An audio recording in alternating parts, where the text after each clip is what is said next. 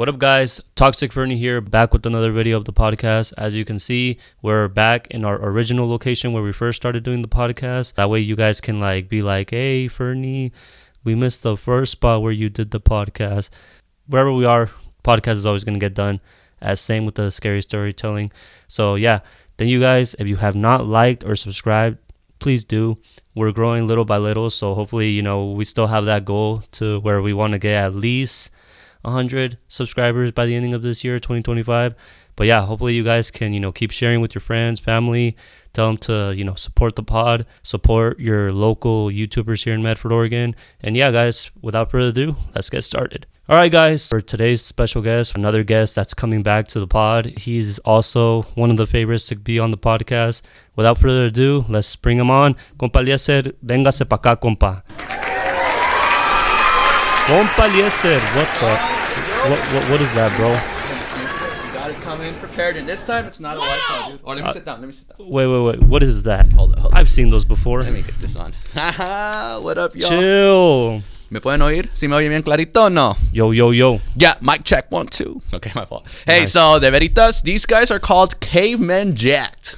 Yeah, I've seen those before. And apparently, these guys are 10%, dude. Wait, what? Yeah, dude, it says 10% Stop. right there. I'm actually excited. I think you had one time, and I had a sip of it, but I haven't had these así una entera on my own. I'm pretty sure that was a regular one. It wasn't a 10%? What the fuck? I don't remember, bro. Honestly, bro, I don't remember. I got you the, what is this, the regular one? Well, I got you the green one because I know you like green, so I got you green. And Yeah, I'm for those going of with you that don't know, I fuck with green. Green is like my favorite color. Look at his snare, dude. Yeah, look at the snare, bro. Like that should tell you Woo. everything right there. And the sticks, bro. Yeah, always, dude. And the green tape, bro, el color verde nunca va a faltar aquí, bro. Yeah, I got Nunca. the green on me.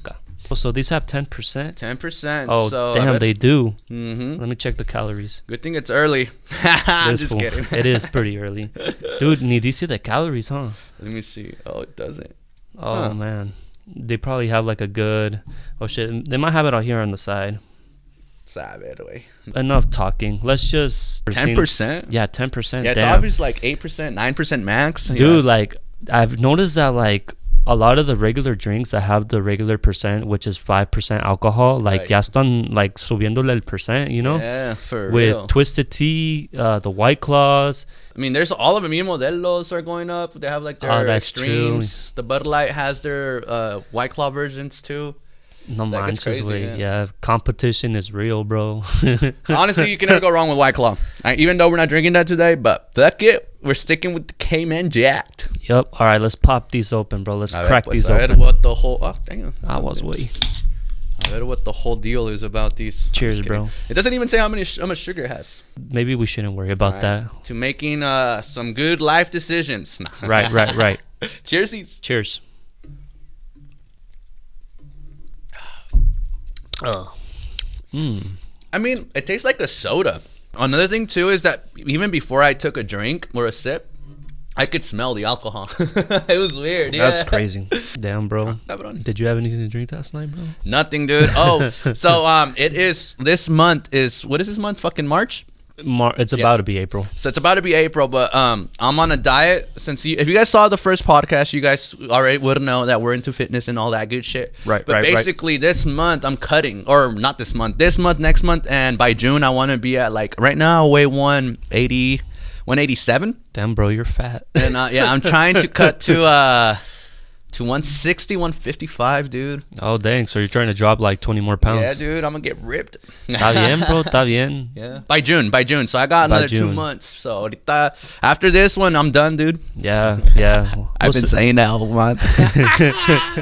But I have been cutting back on alcohol for sure, dude. That's good, bro. I mean, it's just, when I was bulking, pues sí, I didn't give a fuck. But ahorita ya que the body, el body es el templo, so lo tengo que cuidar bien chingón right now. Oh, yeah, dude. Your body is sacred, bro. You For gotta... real? Are you gonna try to eat healthy too or what? Oh, hell yeah, dude. I'm starting meal prepping. I'm gonna do, I don't know if you remember, but I'm gonna do that ground beef with white rice or brown rice. Bro. Either one. They're both good. Ground beef, bro. Esa madre está buena, Yeah, bro. dude. Because I noticed last time I was eating, right now I'm only eating once a day. That's my diet, once a day, and going to the gym like a motherfucker. And only drinking water. But today, pues, I an exception for the podcast. Right. Yeah, just try to stick to being very clean. No sugar. Always no sugar. except today. You know what I mean? So and I promise by June, if we do another podcast in June, you'll see how my face right now está toda inflada como un fucking balloon. You're gonna have to shave your beard, bro. All of it. I'll be able to fucking cut fucking paper with my fucking neck or my chin. Yeah, you'll be able to dude. fucking like Chuck Norris, bro. Knock people out with your chin. For real, dude. Just be waiting and watching. You'll see. Yeah, we'll see. Nice. Hell yeah. All right, bro. Let's get into the topics, bro. Okay, so right now we were talking about the drinks. Yes, we've noticed that the drinks, pues ya, with the percentage of alcohol, they're going up little by little. Dude. Next thing you know, they're gonna be like buzz balls. Everything's gonna be 15%. Yeah, dude. I actually checked this out. So I don't know if you noticed, but they have 12% little can drinks. They do? Yeah, and they're and dude, they're so cheap. They're like not even $2. They're like $1.50. What the fuck? From where? The minute markets happen. Do you know what brand it is? I don't. I was gonna fuck. If you find it, just put a picture right there. Yeah. Like this one. Yeah, it's the way. Yeah, but yeah, I noticed that the drinks, like in the percentage of alcohol, dude, they're getting pretty high, They bro. are. Yeah, it's because, bro, like, And it's legal. yeah, and it's legal. And I think it's porque like entre más generations, like I feel like the generations like are getting like a high tolerance. Right. That is true. makes sense, I know you what know? you're saying. Yeah, and also, 'cause- pues, beer is new. Has only been around for like what? Like actually, I don't know. Don't quote me on this, but I want to say like 50, 80 years. Can know? Maybe a lot longer, but I don't fucking know. Yeah. Well, yeah, it should be a lot longer because of wine and shit. Yeah, what the fuck am I saying? Never mind. But wine's different, no? Because like wine, like dude, that shit It's smells. fermented and That shit. shit smells weird. It smells it's Like, like raw. It's I- like rotten grapes, no? Yeah, dude. A muchas morras les gustan el wine, bro. It's because wine is like classy, you know. It's like tastes like shit, but They'll raise their pinky up like this. Yeah, no, for real. that's crazy. Anyways, Yeah. Enough about alcohol, Yeah, bro. dude, Because yeah. then we're not alcoholics. Yeah, we're not. Like we just Only on the weekends. we just know because of the time we've been drinking. Yeah. Oh yeah. Yeah. We've know- been drinking for a lot of years. I've noticed that like entre más grande te haces, way, like the more like you mature on it. You know? 100%. Like you realize what alcohols you do like y cuáles no te gustan. So I know what Yeah, you're saying. and then you know like how much to consume. Mhm. You know, if your goal is not to get like drunk, then you obviously know your limit, right? 100%. But if your goal is to get like super fucked up, Pues ahí drink whatever the fuck you want. mix freaking drinks y todo eso, you know? Yeah. Tequila, Jaeger, freaking Buzzballs. Name all of it. Yeah, you name it all, bro. That's if you want to get like blacked out or like, you know, have a nasty hangover for the next day. Mm-hmm. But anyways, so recap. If you guys have not seen part 1 of me and El Compa Eliezer's video, I recommend you go watch that video before you watch this video because it's going to be part 2. In part 1, we talk about on how me and El Compa Eliezer met, how we became drummers, how we got into the gym, how we got into the fitness life. Y luego, aparte, we talked about how El Compa Eliezer moved to Arizona to go be a sound engineer. Yep. And then from there, he went to go work in LA in different studios y todo eso. So if you guys are interested in that, please be sure to go back to episode 3. I'm going to say it again. Episode 3. El número 3, güey. Número 3, güey. That way you guys can like already like have an idea of what part 2 is going to be, you know? Anyways, so let's get right into part 2, bro. Topic number 1, bro. A ver. So after LA, right? Mhm. You moved back to Yeah. Oregon. Mhm. Tell us why that happened. Damn. We're going to get right into it. Right into it, bro. No mamadas ni nada de esto, bro. Let's get right into it. Let's Right. cheers before you fucking... Salud. Salud. Now a I toda am la... tasting that shit. Salud a toda la raza que anda pisteando viendo este video. Saludos. Especially if it's a Tuesday. Nah. Today is Friday. Hey, today's Friday. Yeah. It's a weekend. We deserve to drink. Okay, but let's get it. If you guys remember from part 1, I would come to Medford, Oregon every July for my birthday weekend because it's my mom's, my dad's, and mine, right? In 2022, that summer, I came to Oregon. But the thing is, starting the year of 2022, it was January, and maybe like February, I started having this crazy lower back pain, just like insane. It was just like piercing. And honestly, I would tell my friends, I'm like, dude, it feels like someone's grabbing my kidneys and like dragging them to the floor. And this started in February. So I was like, but at first it wasn't as hard. It was just like a pinch. I was like, oh, what the fuck? My lower back hurts. Like te estaba like calando, you know? Yeah, I could sleep. Everything was good. And I was going to the gym too. So I was like, I wonder what it is. Do you think it was because of the gym? That's what I thought. So I was like, maybe I was, doing some heavy lat weights. pull downs. And then I was just, I just pulled something or something. You know? Right. Yeah. That tends to happen a lot when you do like either heavy weight or squats. or where your back is not straight. Yeah. You know? So if you go to the gym, like make sure you're doing it right. And the right form, the right weight, or if you're trying to go heavy, wear a belt. You mean though sometimes wearing belt isn't like, it does help out a lot, but at the same time, it's kind of like you're not using your full, mobility, your full body. Yeah. Because we use belts too. But. Yeah, and always make sure you have like a spotter too. That's the most important part. Because I've seen videos of like bodybuilders, like they don't have a spotter, and then next thing you know, like their shit gets fucked. And not even bodybuilders, just regular people like you and me. And exactly, Mm-hmm. Going back to the story, so you started getting back pain. Boom. Yeah, so that was February. So my birthday's in July, right? So from February all the way up to July, like every month it just kept increasing. The pain was like there. I was like, what the fuck? And this was me in LA, right? I was living in LA. I was working at the studios. I also had a part-time valeting, which was super fun because I met a lot of cool people there. And my whole point of me, that point in my life, I was just working. So I didn't let that pain bother me. I was like, nah, fuck this, dude. I'm getting my bread. I'm going to the gym, and I just got lower back pain. Beginning of June, dude, I was starting to like, that pain wouldn't leave. It was just always there. And it was super like I said, it felt like something was pulling me down. So I started taking ibuprofen. And I would take 200 milligrams, right? Which is, I think that's one pill is 200 milligrams. Yeah. I took one, nothing. So one time I was like, fuck it, I'm just going to have 4 of them. So that's 2, 4, 6, 8, 800 milligrams, right? That's a lot, bro. Fucking took 4 of them. Dude, the pain went away. I felt nothing. I was like, damn. oh shit, dude. Like, I don't feel shit. Like, I promise you, dude. I was like, oh, what the fuck is this? So boom. So then, but then like 8 hours later, dude, el pain was back. Was the pain worse or the same? It was the same, but it kept worsening though. Like throughout the months, like by June, I'm telling you, dude, it was like I had to take ibuprofen just so I can go to sleep. Yeah. Because like that's what I'm saying. After 8 hours of my shift, I go to bed, and like the pain was there. I couldn't fall asleep, so I'd take another 4, pass out. The next day I would wake up at like 4 in the morning with back pain again. That would wake me up. Like the pain would wake me up. Yeah. And that's another thing too. I was starting to get worried about because they say if you take too much ibuprofen, I guess ibuprofen can cause your stomach to bleed. Oh shit. Because it it's so strong that it makes your stomach bleed. Yeah. So I started to think about that, and my coworkers started telling me that too. It's like, hey, because everyone who was around me at that point in my life, they knew that I was going through something. Yeah. And I even grew. So I know a lot of you guys know, maybe you guys don't know, we have lymph nodes. So lymph nodes are basically, if I'm not mistaken, they are like what they fight like diseases and shit. But the concept is that I know all humans have them. We have them in our lower neck, our stomach, like a lower stomach towards our back, and we have them in our thighs. We have like, I want to say thousands of them, right? They're like little pimples inside our bodies, like little pimples. But they're good. They're good. Whenever your body detects that you're sick, or like let's say you grow a tumor, let's say you got cancer, let's say you have a broken leg or something, those things enlarge. They get big because they're like, oh shit, something's wrong with my body. What do we have to fix? At that point, so it had been since February all the way up to June, and I was telling my friends like, dude, I got these growths on my neck. And I didn't know what it was, and I never Googled it or nothing. I was like, fuck it, dude. It's just, I got like these I had 2 bumps right here. They were like balls, like 1, 2. And I was like, what the fuck? And did they hurt? They didn't hurt. I would just like play with them. Like, what the fuck is this? Like, there was 2. I remember feeling 2 of them. And I was like, what the fuck? And they were probably like a marble size. Marbles. There were like 2 marbles in my neck. I was like, what the fuck is this? And then I told one of my coworkers, he's like, hey, bro, you need to go check that out. I'm like, why?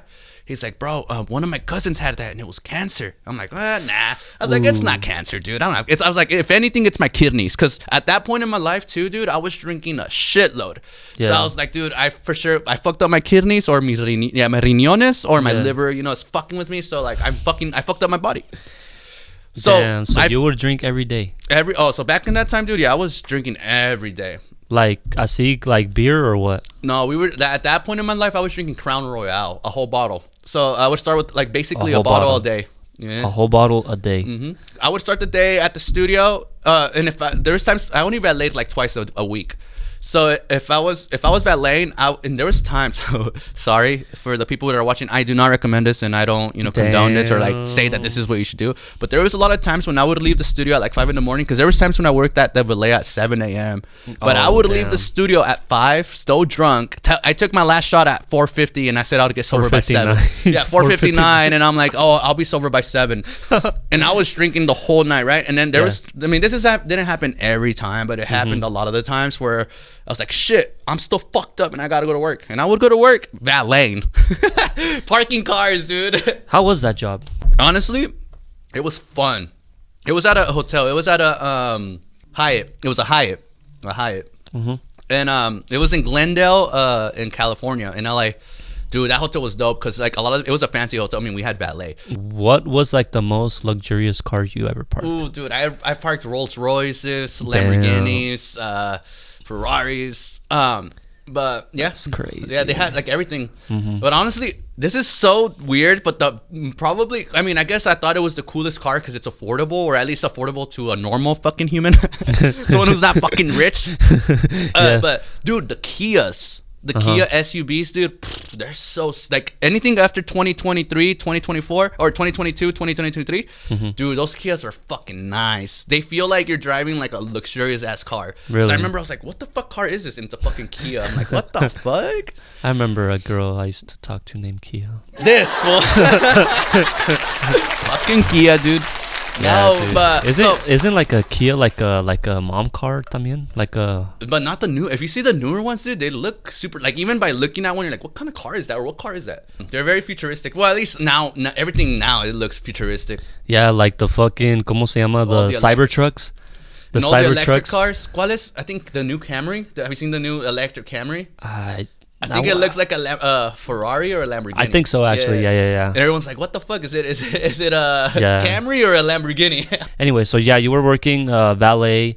That was a part-time job. Like, what were your hours there, bro? Dude, it was random there. That everything. I feel like, I mean, at least all the jobs I had in LA.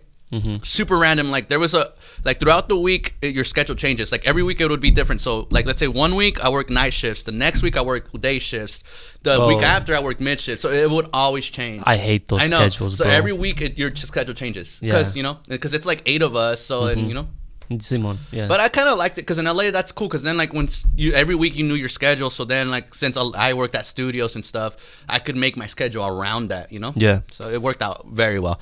So going back to my story, everyone's like, dude, you should go get that checked out. So once coming around July, I was like, all right, I'm going to go back to Oregon, Medford, go visit my family, enjoy my birthday, even though I'm in pain.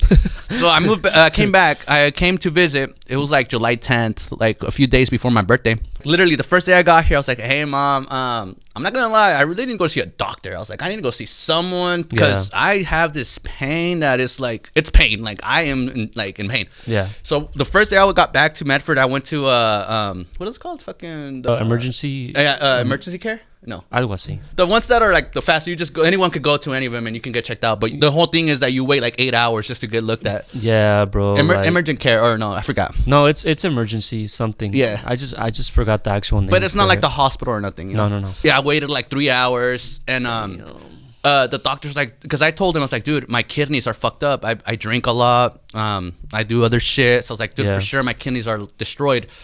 And they did x-rays. They did P work because, that's how you know about your kidneys and shit. And they're like, dude, your kidneys are perfectly fine. I'm like, what? He's like, yeah, dude, there's nothing gone wrong. He's like, so now he's like, I'm going to do some other tests though because obviously something's wrong. Right. And but he already kind of knew what it was because he kind of had this idea. He kept like looking at me like, I know what it is, but let's just try all these tests. Yeah, he wanted to be sure that exactly. But he didn't want to like scare me, right? So after like a few other tests, he came back. He's like, all right. He's like, hey, this isn't what I thought, or this isn't what I wanted it to be, but you got cancer. I'm like, what? Damn. And I was like, wait, what? But like when he said it though, in my head, like I wasn't like, fuck, what? No. I was more like, huh? It's like, so that's why I've been in pain. Yeah. And the doctor's like, yeah. And I was just like, okay. And he was just like looking at me. I was like, all right, so what do we do? What's the next step? And he's like, huh? It's like, okay, yeah. And he's like, I've actually never gotten that response from anyone. I was like, oh, well, I mean, there's nothing I can do. I got fucking cancer. What do we do now? Yeah, because I guess like, I'm not going to cry or be like, what the fuck? Yeah, because I guess a normal reaction from a patient that, has cancer would be like, oh shit, like start tearing up. They start tearing up, then tripping, like, because dude, cancer, a mí lo que me ha dicho mi papá, it is true, but it's not always true, Mm-hmm. But basically, like, my dad always says, like, once they tell you that you got cancer, that basically means that's death. Yeah, you're basically they're telling you, hey, you're gonna die soon. Yeah, pretty much, Yeah. But in this situation, it wasn't like true. And I think another reason why I was that way, first of all, is because I grew up Christian, so I always have God in my head, in my heart. I always say this, even though I always bash on like religion or whatever. But I do love God, I do pray, and I'm always grateful for this life, right? Yeah. But another reason for that's reason one. The reason number two is also I literally had lived my whole dream. I told myself I'm gonna go to school. Mm-hmm. I'm gonna go work at studios. I'm gonna go work with artists that I grew up listening to. Basically my dream as a kid. Because I remember I was in 5th grade. This is like when my dream came true, right? Or it became a dream. Yeah. But then I made my dream a reality. So I was like, I was as soon as like you have cancer in my head, everything like just went like, yeah. And in my head I was like, dude, like I did it all. Like I did what I'm not saying a lot of people or everybody doesn't do, but I did a lot of things that regular people never get to experience, do. Mm-hmm. I mean, it's not that even that. It's just a whole different experience because we all have different experiences that are their own thing. Like, I went through my experience, but you also went through an experience that I will never be able to go through. You know what I mean? So that was another experience where I was like, dude, I'm content. I'm happy. I did it all. Like, yeah. So in a way, like whether, you were going to die or not, you were still satisfied. I was satisfied with what you did in life, Exactly. So I'm like, dude, like, yeah, honestly, dude. Like I'm happy. Like I'm not happy I got cancer, but I'm happy that I did it within a matter of. I was 23, so in a matter of 23 years or 24. I think I was 24. 24. You're 24. Yeah, I was 24. So in a matter of 24 years, I was able to accomplish a lot of the things that I wanted to accomplish as a kid. Yeah, that's my dreams. Yeah. And como te digo, dude, like not a lot of people can say that, No, dude. You were still like grateful. Content. Yeah, grateful. You were still grateful because of the life you lived, the goals you accomplished y todo eso. Like you were satisfied in another way, Mm-hmm. Yeah. Damn, and that's bro. why when the doctor, he's like, dude, I never seen anyone with this reaction. I was like, oh yeah. And I remember I did tell him too, is because I was like, oh, I just grew up very Christian, so I have like because another thing too, when you grow up Christian, or I don't know, at least the way I got taught is like when you leave this world, when you pass away, it's like you should be happy or have like a glorious feeling because you know that's the time that you got, and now it's time for step 2. It's la vida de arriba. When you dude, that's something my dad like always tells me. Not always tells me, but like eventually, like when like we have conversations, it's that he'll mention like when I die, like I don't want you to be sad. Like I want you to.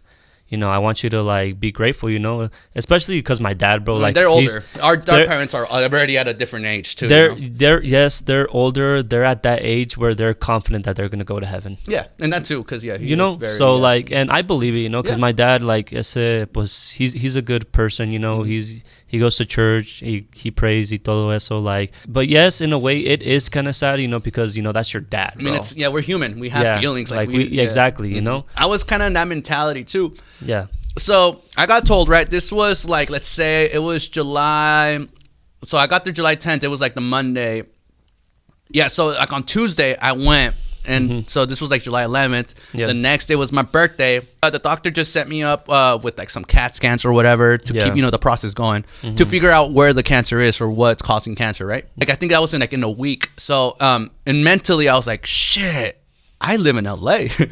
Like, what the fuck? I'm not going to be here in a week. Dude, what the fuck am I going to do now? Yeah. But like in a way, I was still like, I know it's going to work. Like everyone, all my jobs, all the people I work with, they're going to understand. They have to. I got fucking cancer.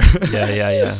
So literally after I left that place, I called all my jobs because I had like 6. Okay, so I had 2 specific jobs where I would work out of all the time, full time. But then there was like 4 other places that I would just like fill in. Like if it's like, oh shit, I don't work today. I got 8 hours to do nothing.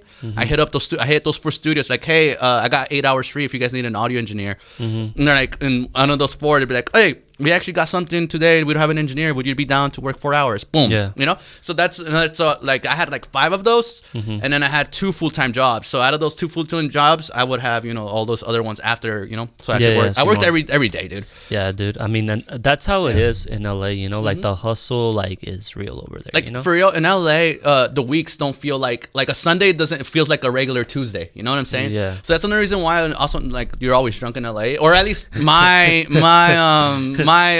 path and the way I chose to live my work life. I was always drunk, dude. So like, that's why another reason why like Monday was just like or Sunday was just like a regular, you know, Tuesday. Saturday was like a Wednesday. You know what I'm saying? Like the days didn't matter. You know? Yeah. Every day is something special. Yeah. Every day basically was the same to you. You know? Because every day was something. I was doing something. You know? Yeah. And so I called everyone. I was like, "Yo, so remember how I had that lower back pain?" And everyone was like, "Yeah, I remember you're in pain. You take ibuprofen to go to bed." Yeah. So I would tell everyone, dude. I'd tell everyone. Simon. And I was like, "Dude, it turns out it's cancer." And they're like, "No." I'm like, "Yeah." So I was like, "Yeah." So I'm moving back to Medford, Oregon, and they're like, "Oh, fuck." You're like, "No, but I get it." Like, everyone was like, "Dude, your health comes first." That's health. He's like, everyone was like, "Whenever you're ready, come back." Yeah. You know, we'll be waiting. Dude, that's the good thing about like working with people like that, you know, the people that actually understand what you're going through, you know? Right. Porque, dude, not a lot of jobs in general do that, you know? Like a lot of jobs, like they don't care if you're sick. They don't care, like, you know, like if they want you there, they will want you there, you know? And it's, you know, like for you to be like in LA, you know, having to like work with people that actually like can work with your schedule y todo eso, and understanding of like what you're going through, like top tier, bro. 100%. Yeah. I mean, it also has to do a lot with, you know, what I did, you know, personality, Simon, you know, because también, you know, it's not just anybody's going to be treated like that too, you know, because I'm not going to say I'm a kiss ass, but I've always, you know, been true to my word. Like, maybe I'm a kiss ass, but I also work my ass off. Like, I work, you know? Yeah. But at the same time, I'm also like, like, you know, like a kiss ass, I guess you can call it. But, Yeah. But I always, like, I'm a hard worker. I'm not going to, you know, I'm not going to say that either. Whether you know? you were sober or drunk. Yeah, exactly. So they all understood. So I flew to Medford, Oregon. So everything got left in LA. Like, everything, you know, I just came to visit. I only had like 4 boxers and, you know, fucking 3 shirts, you know, just okay, to so yeah, you flew to Medford, Oregon. Tell us about how everything that you had in LA came here. Did you go back for it, or cómo pasó eso? Yeah, exactly. Because so, I know you had your drums over there too, right? I had everything. Yeah. I went from Sunday to Sunday. I was there for a week, Sunday to Sunday. And on the next Sunday, pues, I have a lot of friends here. You're here, Jake. We talked about him last time. Jake lives here as well. Yeah. And Jake, dude, shout out to Jake. Always shout out to Jake. That fool's been my brother since we were kids, right? Right. That fool, he bought a plane ticket to go back with me because, I mean, I had already told everybody that I'm moving back. So, I mean, everybody already knew. Yeah. And Jake's like, "Dude, I'm going to go with you. Don't worry." He's like, "We'll go get your car. We'll bring all we can get back in your car. And, you know, if anything, we'll go back and get, you know, a second load." The cool thing, too, that when I was in LA, though, I didn't have a lot of shit. All I had was clothes, my drum set, and like just a few things, because I was always bouncing around in Airbnb, so I didn't really have any furniture. I never had like you know, everything was always there, so I didn't really have to bring anything, like only besides my clothes. Yeah, and keep in mind that LA from Medford, Oregon, that's like a 10 to 12 hour drive, bro. So it was a drive. Yeah, it's a mob, bro. And I remember, I feel bad for Jake, because I remember Jake, he was kind of upset with me, but he couldn't be mad at me because I had just gotten told I had cancer, right? Yeah. But dude, he drove the whole way back. And he there's a part where he's like, "Bro, I really need you to drive. I'm tired." I was like, "No." But okay, another thing too, I'm not gonna lie, I was very high. I had like 200 milligrams of edibles in my system, so I was like, "You're tired, bro? I'm fucking out of this world. I'm not even here right now." It's like, I feel like it's safer if you fall asleep than me driving right now. No, tampoco. Oh man. No, pero no. Okay, so please tell us like your experience on how edibles work, because well, I know everybody's different, but like your experience, your personal experience, like how do edibles make you feel, you know? I started smoking weed when I was about 14, 15 years old. I'm 27 now, right? I started doing edibles right when I started doing my chemo shit. I mean, I had always done edibles, like, you know, así uno in a blue moon, así en vez en cuando. But I did have I was probably on 100 milligrams for a year and a half, almost 2 years, every day just having 100 milligrams, right? Yeah. But at the beginning, I would get fucking high as fuck and just sit on the couch all day, like when I was a kid, you know? But after I had cancer, maybe after a week, I was high. Like, I was high. Yeah. But then after that first week, but yeah, my body adapted to the highness. So I was just mainly just chill. I was just calm. Oh, okay. You know, I was just calm, but very hungry, but calm. I was just calm. Yeah. You know? Simon. Yeah. But nothing, nothing crazy.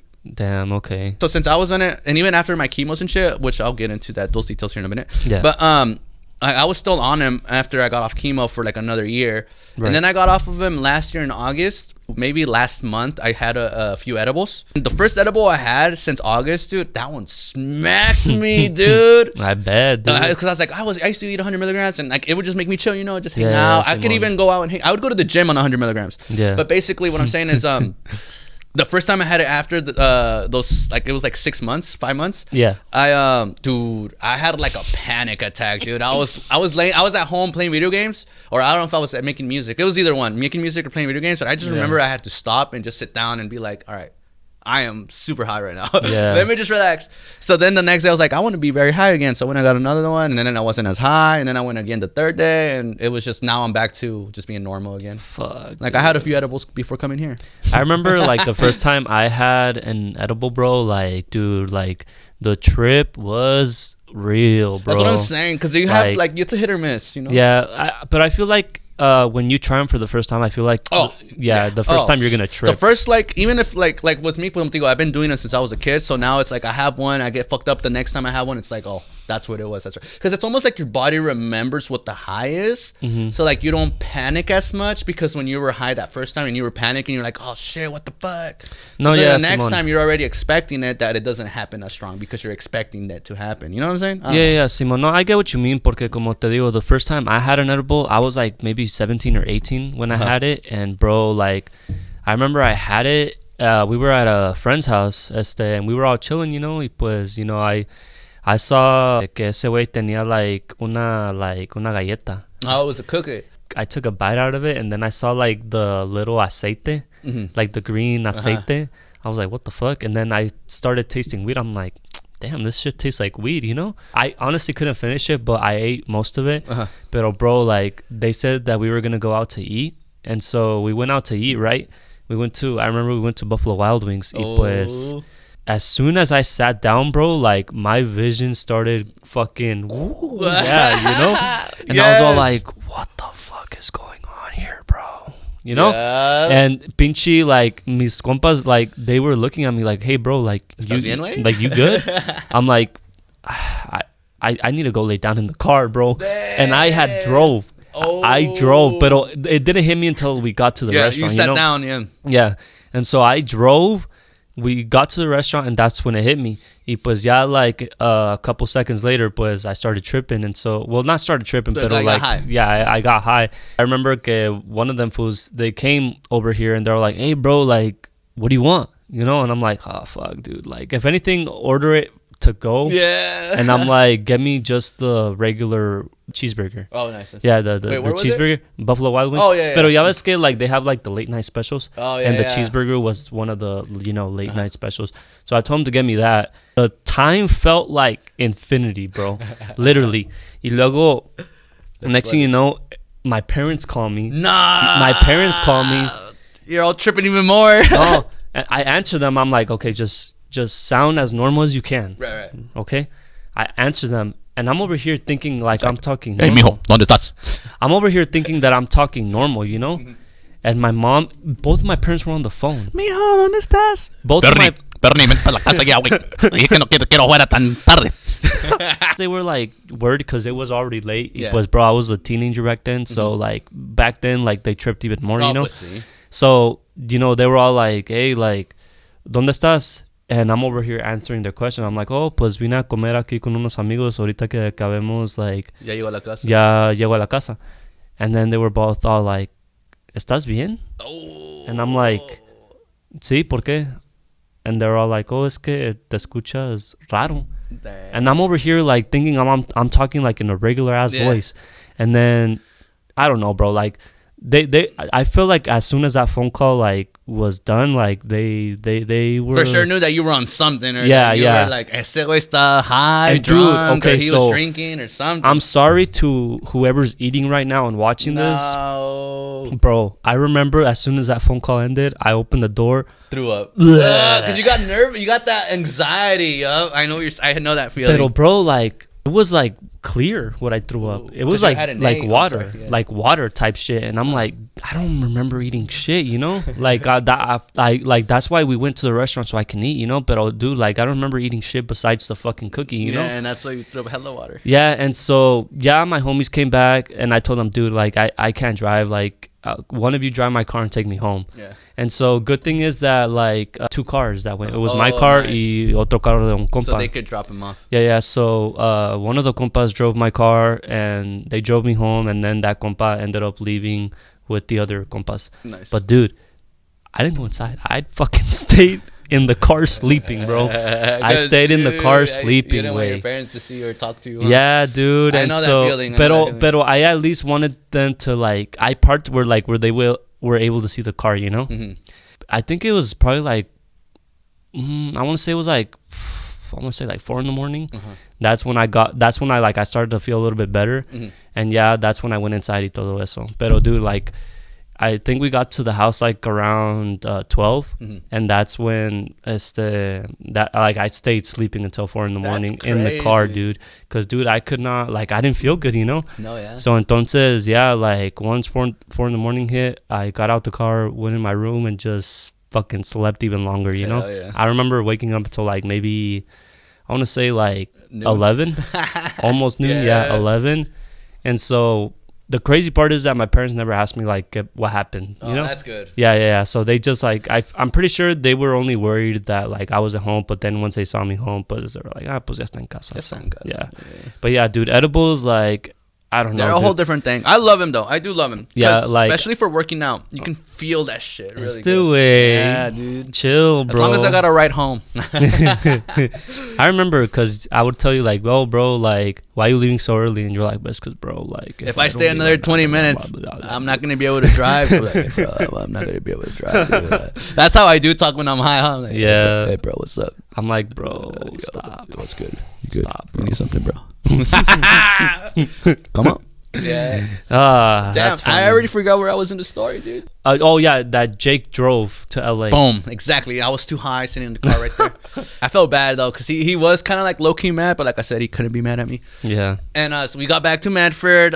We got back, so we left on the plane on Sunday. Got back to Medford on Monday. This was the week, literally a week after I got told, or it was like a day, 6 days before I got told, right? Simon. And then I got back on a Monday, right? Got back to my hometown, and we just packed up. Like I said, I have that much shit. I packed up my clothes. I packed up just my clothes and all that shit. I left my drum set over there with a cool homie. Oh, that homie is super cool. But I left my drum set out there, so I was like, that's the only thing I left. So I was like, fuck, we have to come back to LA at some point. Yeah. I'm back in Medford. I'm in my old room, just laying there. I'm like, okay. Just reminiscing. Yeah, on just life. reminiscing. I was like, what the fuck? All right. Yeah. So, but then I started sinking in, you know. I was like, shit, okay, I got cancer. All right, so what am I going to do now, you know? It's like, all I want to do is get drunk because, like, what the fuck? Yeah. So then that Wednesday, I went and hung out with my friends. And my car's back. I have a Challenger, super nice. Yeah. It was a little lawnmower. Sorry to all the car fanatics. It was a V6. Yeah, I know. But it looked really nice. Like, it looked nice. It had leather seats. It had the big ass screen. It was a luxury one. Yeah, and it was like del año, no? Yeah. It was, that point, it was a 2016 one. Oh, okay. But, I mean, still pretty new, yeah, you know? Like, it was, it had good technology in it. Yeah. And, yeah. So on Wednesday, so I got back. I hit up some of my homies. We hung out. We started, El Comal. Shout out, or fuck El Comal, but shout out El Comal. Comal, if you're watching this. But it's your fault. This is the reason. This is the reason why it happened. I'm kidding. It's not their fault. Because they did give us enough. But then when so we went to El Comal with my buddies. We had maybe like... We had a cazuela, and cazuela I think is a mixture of 3 different liquors. That's like what, tequila... I don't know. I don't remember. Yeah, I just know that tequila is one of them. But there's like 3 different liquors in it, so you're mixing hella, alcohols. Yeah. And that shit gets you pretty buzzy, you know. We had 2 cazuelas, and I think we had like 4 shots, and that's like, all right, dude, I'm ready, you know. So we left. But the thing is, here we went to a friend's house, and it, the place closed too, so it was like 10 p.m. and they closed at 10, so it was 10 p.m. Yeah. We went to my buddy's house who lives down the block, and kept drinking. Had like maybe like 4 more shots. What were the shots of? I think it was vodka. Vodka? Oh, Just hells vodka, yeah. no. That's nasty, bro. And and the thing though, that night, at least the way I remember the story goes, because my homie always tells me that this is not the way it went, but I remember that my homie was supposed to drive us that night. Like, I told him, I was like, hey, I'm gonna be drinking tonight because I just got told I got cancer, so I'm gonna be fucked up. Yeah. So you're driving. And they're like, okay, I got you, dude, I got you. Mm-hmm. And that's how I remember it. But Right. they say it's not like that. But it's okay. Sorry. Being at that house, I'm like, should we leave? And then my friends are like, yeah, let's go. That we're also drinking. But I didn't. Yeah, they were drinking, but I didn't realize that they were fucked up. Because like I said, I already, like, in my head, or I thought I told them, but in my head, I was like, I'm getting fucked up because I just got told I got cancer. Yeah. All I've been wanting to do is drink. Exactly. So so I was like, are you good? Like, yeah. So and from that house to my house is probably like a good 15-20 minute drive, because I live kind of, it's not that far, but it's far, you know. We took the back roads, and back roads here are very curvy, Hella curvy, bro. And like from, at the, let's say it's 15 minutes in curbs, right? But at the 10-minute mark, it's like a straightaway. And then so there's 10 minutes of curbs, and then there's the last 5 minutes of that road is just a straightaway. And Right. after that, I live right there. Like, there's a stop sign, take a left, take a right, I live right there. No, but you're right. It's the roads in the back roads, like they're hella curvy. Like they're more curvy than una pinche morra that's thick. Well, it's a mountain, dude. It's like you literally go up in the mountain and you're going for real though. It is a lot more thicker and curvy, I guess. More curvy than fucking, what are they, Brazilians? My fault. You're all good. All right, ethnicities. Get to the point, bro. Just get to the point, bro. So we were driving, right, going back home. I was in the passenger side like this. I'm like, hey. My homie's looking. What songs were you guys listening to? Oh, we were listening to Don't say Bad Bunny. Stand Alive. Okay, good. And we're Classic. about to be staying dead, dude. Oh damn, that was a good one. Fuck. So yeah, we're like, Okay. past all the fucking curves, 10 minutes of curves, straight away. Right. I felt like I was sleeping, and I still don't remember, but maybe it's because of what happened. I just remember I felt like speed up straight away, right, for like 5 minutes. But the thing about that straightaway, at the end of the straightaway, there's a roundabout. But before the roundabout, there's like it's not a huge ass curve, but it's a big curve, and then it goes into the roundabout. So you're going on the straightaway, a curve, roundabout. But my homie, we were going fast on the straightaway. How fast do you think? I want to say maybe like, I don't know, dude.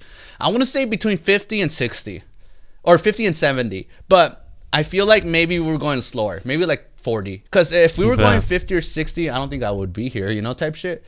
So we were probably going like 40. But the thing is, it was a straightaway, and like, what's your natural instinct to do on a straightaway? Plus, yeah, Fucking speed. Yes, step on the fucking gas. Yeah, especially if you have a sports car, Right. Yeah. But I was just like, and that's why I don't really remember how that whole situation went. Like, I felt like I was sleeping. I feel like I remember, but I don't fucking remember. Like, I don't, because I just remember like you weren't blacked out or nothing. Like you were just hard buzzing, right? Oh, I was blacked out. Oh, you were blacked out. That's why I wasn't driving.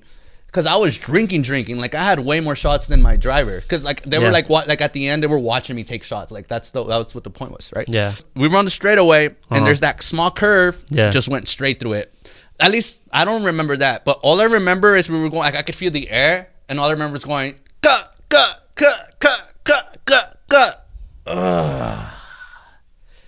And dude, I'm like, what? And like I remember being like this, like I'm like on the chair like this on the passenger side. I'm like, what? No. And my friend's like, we just fucked up. Or no, my friend's like, and I look at my friend. I'm like, we just fucked up. We just fucked up, bro. That's all I remember is like, we just fucked up. And the crazy thing is that there was someone following us, or not following us, but like they were right behind us, right? As we were driving there, and they saw everything. Oh, dude. And I was trying my best to take the blame for my friend, because I got cancer. Like, I'm drunk. I'm like, fuck it, dude. I already got cancer. Let me take the blame. Like, fuck it, dude. I got cancer. Yeah. Like, what else? Like, fuck it. Look at my car. And the thing is, the car, dude. I'll send you a picture so you can upload it. Yeah. Okay. We'll post a picture so you can see the car, dude. Dude, I shouldn't be alive, and my friend shouldn't be alive. Like, honestly, if we had people in the back seat of the car, dude, Nah. I'd be in jail right now. Fuck. You know what I'm saying? Yeah. Well, I wasn't driving, but you know. But you did take the blame for Yeah. it. Well, I couldn't. Cause Did the cops show up? the cops showed up. Well, because those people called the cops because like maybe they thought we were dead or something. Because dude, if you see the car and like Obviously, people would call the cops, right? They wouldn't call like an ambulance. No. They wouldn't call they like. they fire called department. 911, and I mean that's both. That's everything. Like if Oh. you know what I'm saying, they call Well, yeah. everyone or 911 does. Yeah. But they called 911. I'm sure they were calling 911 because they did say. I remember when we got out of the car and the cops got there. I remember the people who were behind us told them that we were reckless driving. Yeah, that's what they told them. That's even worse. Exactly. Bro. So maybe they had already called the cops prior because maybe we were like swerving or whatever. And you were with two homies, right? No, it was just me and my homie. Okay. Yeah. And that homie was a girl, huh?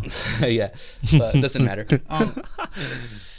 Fuck, dude. She was on the passenger side or on the driver's side. I was on the passenger side. The people who were behind us came and helped us out of the car because my side was on the ditch. So they opened the driver's side and like she had to like climb out because it was like on the ditch like that. Yeah. And I she bet climbed she was. out. I bet she was fucking tripping, bro. Oh yeah, we were all yeah. I mean yeah. And I climbed out and I was like fuck. And that's when I saw the car. I was like no fucking way. So we were going to the city I live in. Going back that way, right? We were going that way. Yeah. When I got out the car was facing that way. Like if we were going back to Medford. You're lucky there was no cars on the other side. Yeah. I mean, it was like 1 a.m., dude. It was like almost 2 a.m. Yeah, it was in the morning. It was just in the morning. Don't drink and drive. No, don't. Yeah. Honestly, just sleep in your car, get an Uber. It's a lot cheaper to fucking pay for an Uber than a fucking DUI or whatever. Or Oh, a car, a fucking whole new car. My friend got in trouble. I got let go. Oh, but I was trying to tell the cops. I was like, hey, I was driving. Yeah. And they're like, oh, really? And I was like, yeah. He's like, let me see your chest. So I pull my shirt down, and apparently, like since the seatbelt locked so hard, like it literally left a whole fucking like brand of the seatbelt like right here. And he's like, you're lying. Your seatbelt is facing this way. What car seat has a seatbelt facing this way on the driver's side? None. No, because I'm on the right side. I'm the passenger. He's like, Yeah. no, we're not lying today. And I was like, okay, yeah, she was driving. Boom. I couldn't lie, dude. I tried. Wait. So that means, did she get a DUI? Yeah. Yep. Fuck. Yep. That's crazy. Got bro. taken away. I called. Oh, guess who came to get me?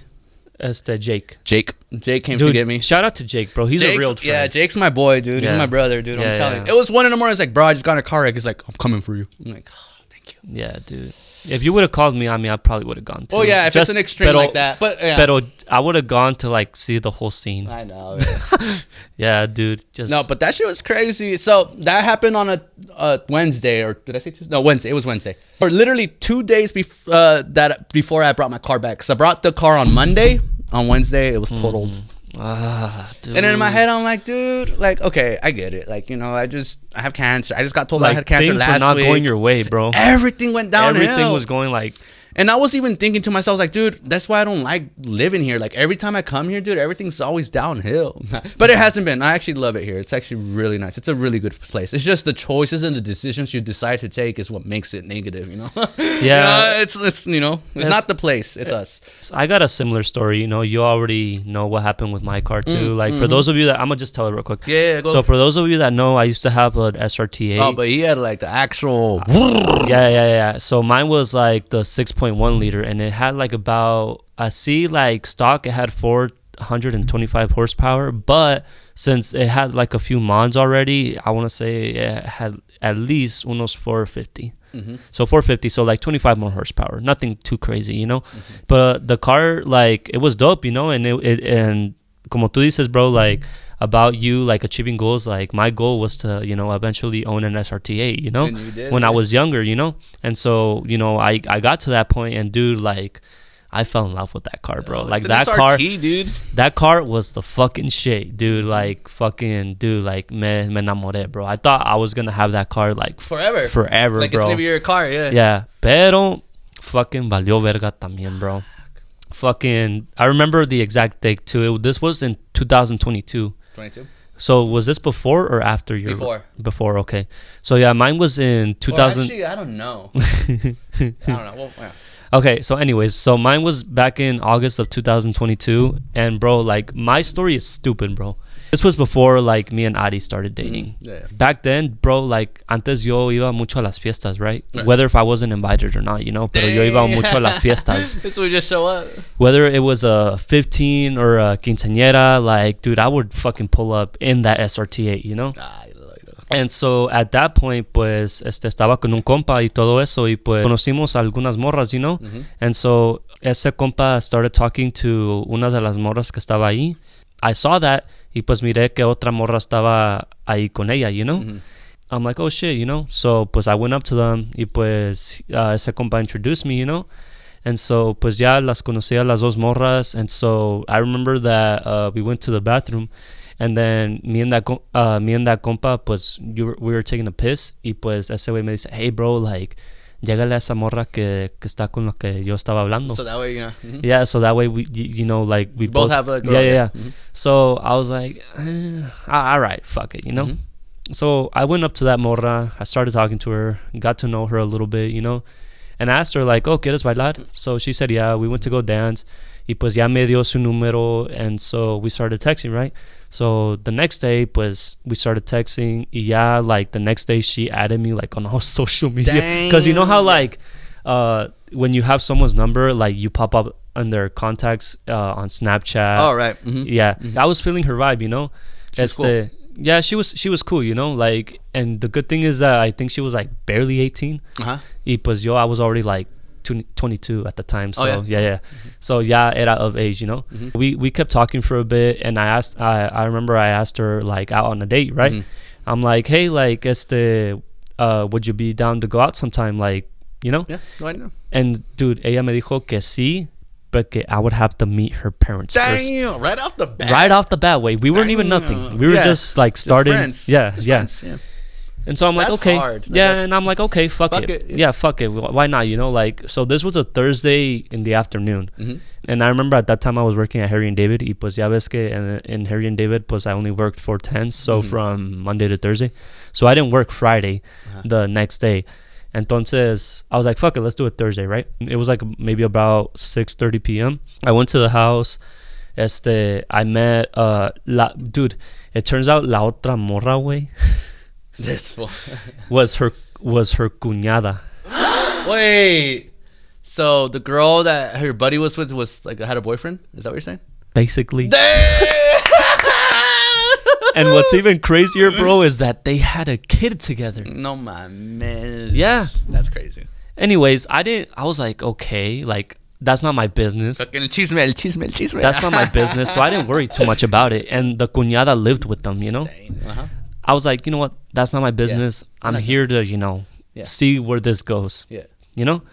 But yeah. Anyways, so I estaba la cuñada, I estaba su hermano, you know. Yeah, the one who was. Yeah. I estaba su hermano.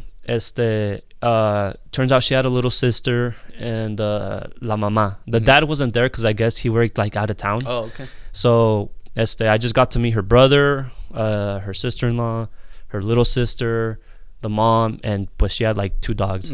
So I met, you know, everyone that was there. I sat down with the mom, we talked for a bit, you know, they got to know a little bit about me, I got to know a little bit about them. An hour later, all of a sudden, like, the mom was all like, all right, who wants to take shots? No mames. And dude, everybody said yeah. And I'm like, you know what, like, well, I'm not a bitch, you know, so I said yeah también, you know. So we all went into the kitchen. They pull out a fucking bottle of Jose Cuervo, like that big. 1800? I think so. The silver one? Silver one, yes. And so it was that big. I mean, it's not bad, but it was like my first tequila ever. And it was like, so she starts pouring shots. We all take a shot. Boom. Okay. Next thing you know, bro, they want to keep drinking. I remember that her brother and her sister-in-law, they went to the store to go buy a 24-pack of beer, Twisted Tea. I had my dad pin at the time. Oh, yeah. So, dude, like, I was getting cross-faded. Yeah, because you were hitting your vape, your weed vape. And, Dude, la pinche noche se fue de volada, güey. Oh, dude, yeah. I don't know how I ended up there until 5 in the morning. No mames. Neta, güey. No me acuerdo, güey. I was there till 5 in the morning, güey. The only thing, like, I got to do with that girl was just, like, make out with her. And that's it, you know? Nothing too crazy, you know? Yeah. So my parents had called me. That's the whole reason why I looked at the time, you know?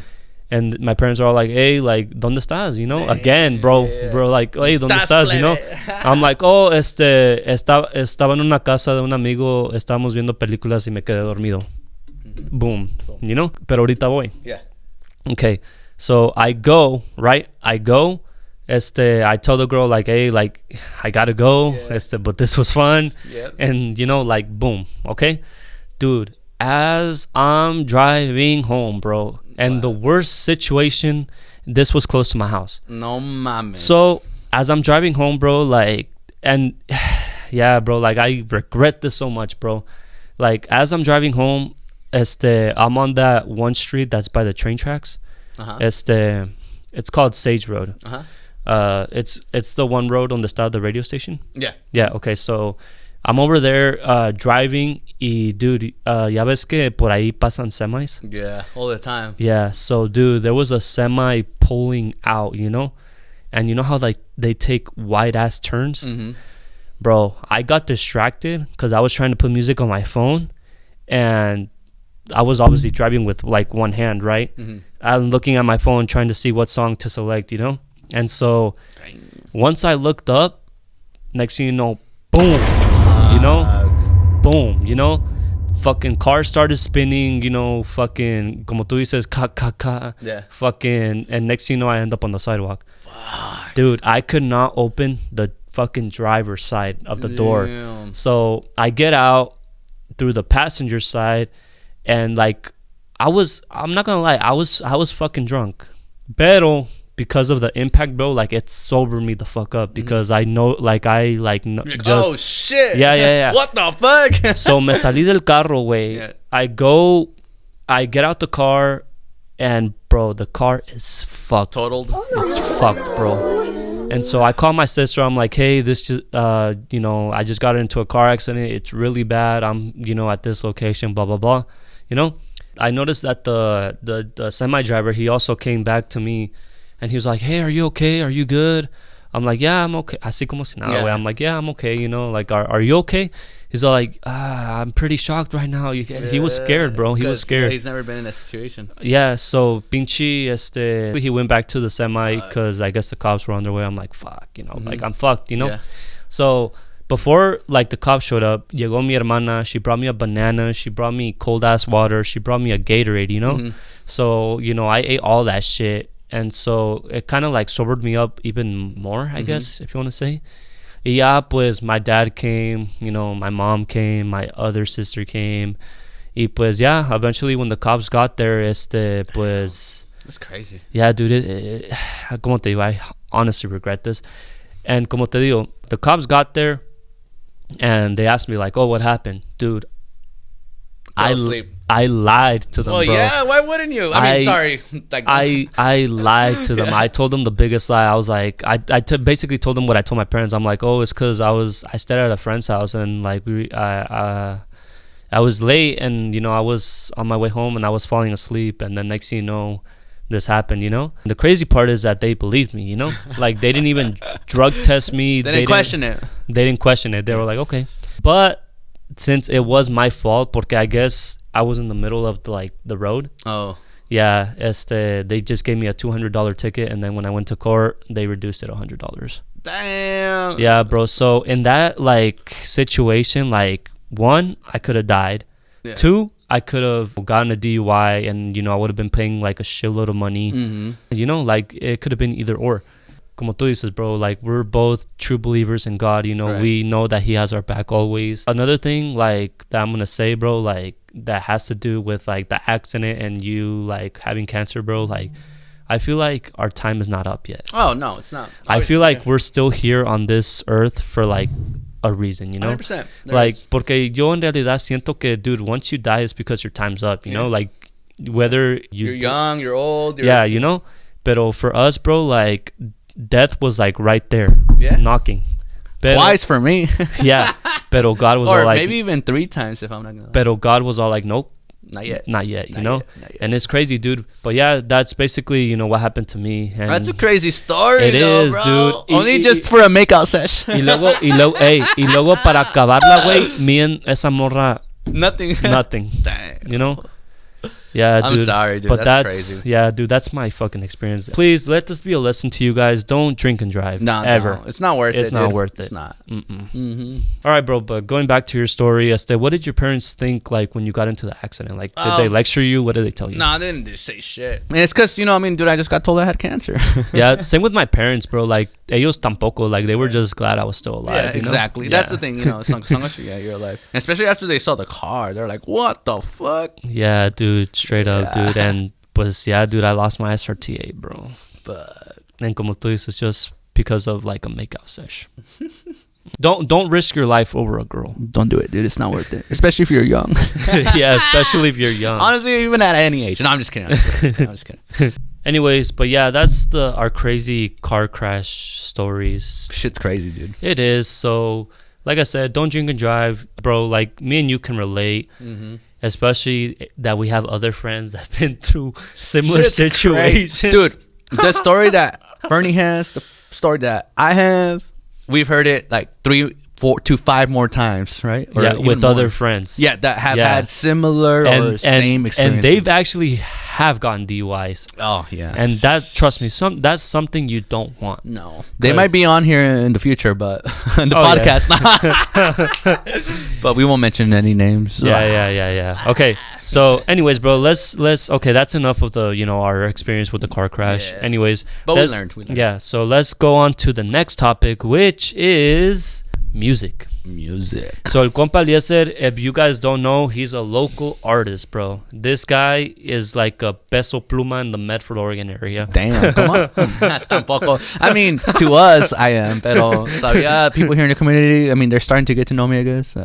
Yeah, so El Compa Eliezer, he started doing music. How old were you when you started doing music? So, pues, if you guys saw the first podcast, I've been doing music since I was 10, but Mhm. I started actually getting into my own music. Right. Okay, I want to say when I was 15, like that's when I was like, oh, I need to start making music. But I actually started creating music when I was 21. Okay, so you personally, like you singing, you creating the beats, you told that you were 21. Yeah. Right. Okay, creating beats and shit, I was like 16, 17, but Mhm. all those beats were trash, dude. Like, nada que ver. Like, what Yeah, the fuck? Simon, Like, yeah. it didn't make sense. But, Okay. yeah. Okay, so when was your first official release song released? Okay. If that makes sense. Damn. Okay, this is something you don't know, and I'm about to throw you off because I know we have a whole little plan right here. But I actually released one song way before these songs that I have right here written up. This song was called "En las Nubes." Like Junior H? Maybe. But I released this back in 2020, 2021, 2020. Okay. But it's only on SoundCloud. It's not on Apple Music or nothing. Mhm. It's called Como las Nubes, and it's about smoking weed. Because that's something I always did. But that was way before I even wanted to be an artist. Way before I even worked with famous people. I just released it just because it's like, hey, it's a song. But Right. looking back on it, that's why it's on SoundCloud. Because it's not an actual fucking... I mean, it's a song, but it's not like a song, you know? No. I get what you mean. Yeah. Damn, that's crazy. I've never actually heard that song. I'm going to have to show it to you. Yeah, you're gonna have to show it to me. But... But I see like official like right here we have down the first song that you released, which was back in 2022. Dang. Which like 3 years ago, bro. Fuck, 3 years ago. Okay, so the song is called Tu. Okay. So Tu, tell us a little bit about Tu, bro. And the crazy thing is that all this shit ties into the story we've been telling already. So, Mhm. let's go back to my story. I got cancer, right? I started my chemos in November of 2022. Oh, okay. Or sorry, 2021. So Yeah. that means I had cancer in 2021, not 2022, because I Yeah, released Did two you after. still have cancer at that time? Yeah, I was Okay. going through cancer. Okay, you were going through cancer. Yeah. Right. Okay, Yeah. because you were officially cured from cancer when? Like 2023, Mi 2020? vida. It was still 2024. Really? Yep. Shit. I stopped doing chemo the December 2023. Mhm. So 2024 January was my first month with no chemo. So Mhm. starting 2024 I was cancer free. Yeah, so let's give a big round of applause to El Compa Eliezer. Come on. He survived cancer. He survived cancer, which is rare as fuck. That happens. It's rare as fuck. You know, like it's possible to survive cancer, Yeah. but bro, like I said in our stories about when we got into car crashes, bro, like you didn't die of cancer and you didn't die because of the car crash, because, dude, I'm telling you, God still has a plan for you. Okay, but little side story. It'll be quick. After I got cancer, it was the beginning of 2024, right? 2024 in May, the 5th month of the year, I had fucking surgery. I got ripped open from my stomach all the way down to my fucking Your dick. pretty much, dude. My fupa, if you guys know what fupa is, but pretty much my dick.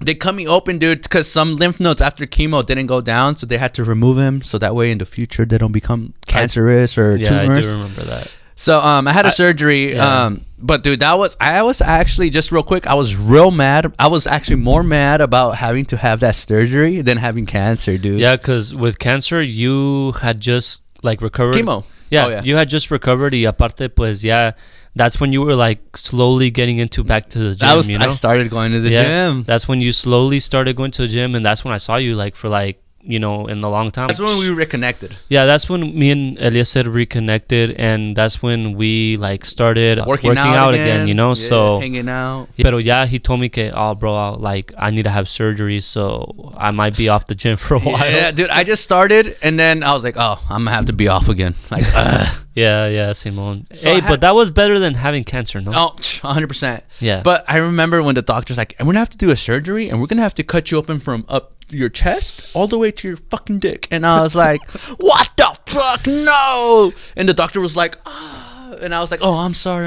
It's just, I was like, Yeah. I told myself after I had cancer and shit that I was gonna dedicate my life to fucking bodybuilding, dude. Like, Right. I'm not even lying. Like, after I had cancer, I was like, fuck it, dude. I'm just gonna, like, I'm gonna be a Mr. Olympia. Like, I'm actually gonna be on stages posing and shit. Yeah, Simone. Like, that was my life, because like I had completed my whole life, right? I was like, all right, so now what's the next step? What am I doing now? Right. I was like, bodybuilding, dude. Fuck it. I was like, once I'm 30, I'm gonna do steroids and get fucking This huge. I'm just kidding. But you know what I'm saying? Like, I was like, I'm gonna try to focus on bodybuilding. Yeah, Simon. And then they're like, nah, bro, we're gonna cut you open from your fucking chest all the way to your dick. And I was Dude, like, nah. at least you didn't lose your penis, bro. At least, dude, almost. Damn, bro. Hey, if the almost would have been a thing, dude, I would have. Okay, no, never mind. Say No it. negative shit. Say it. But Say it. I wouldn't be here. I'm just kidding. Oh, this fool. I'm kidding.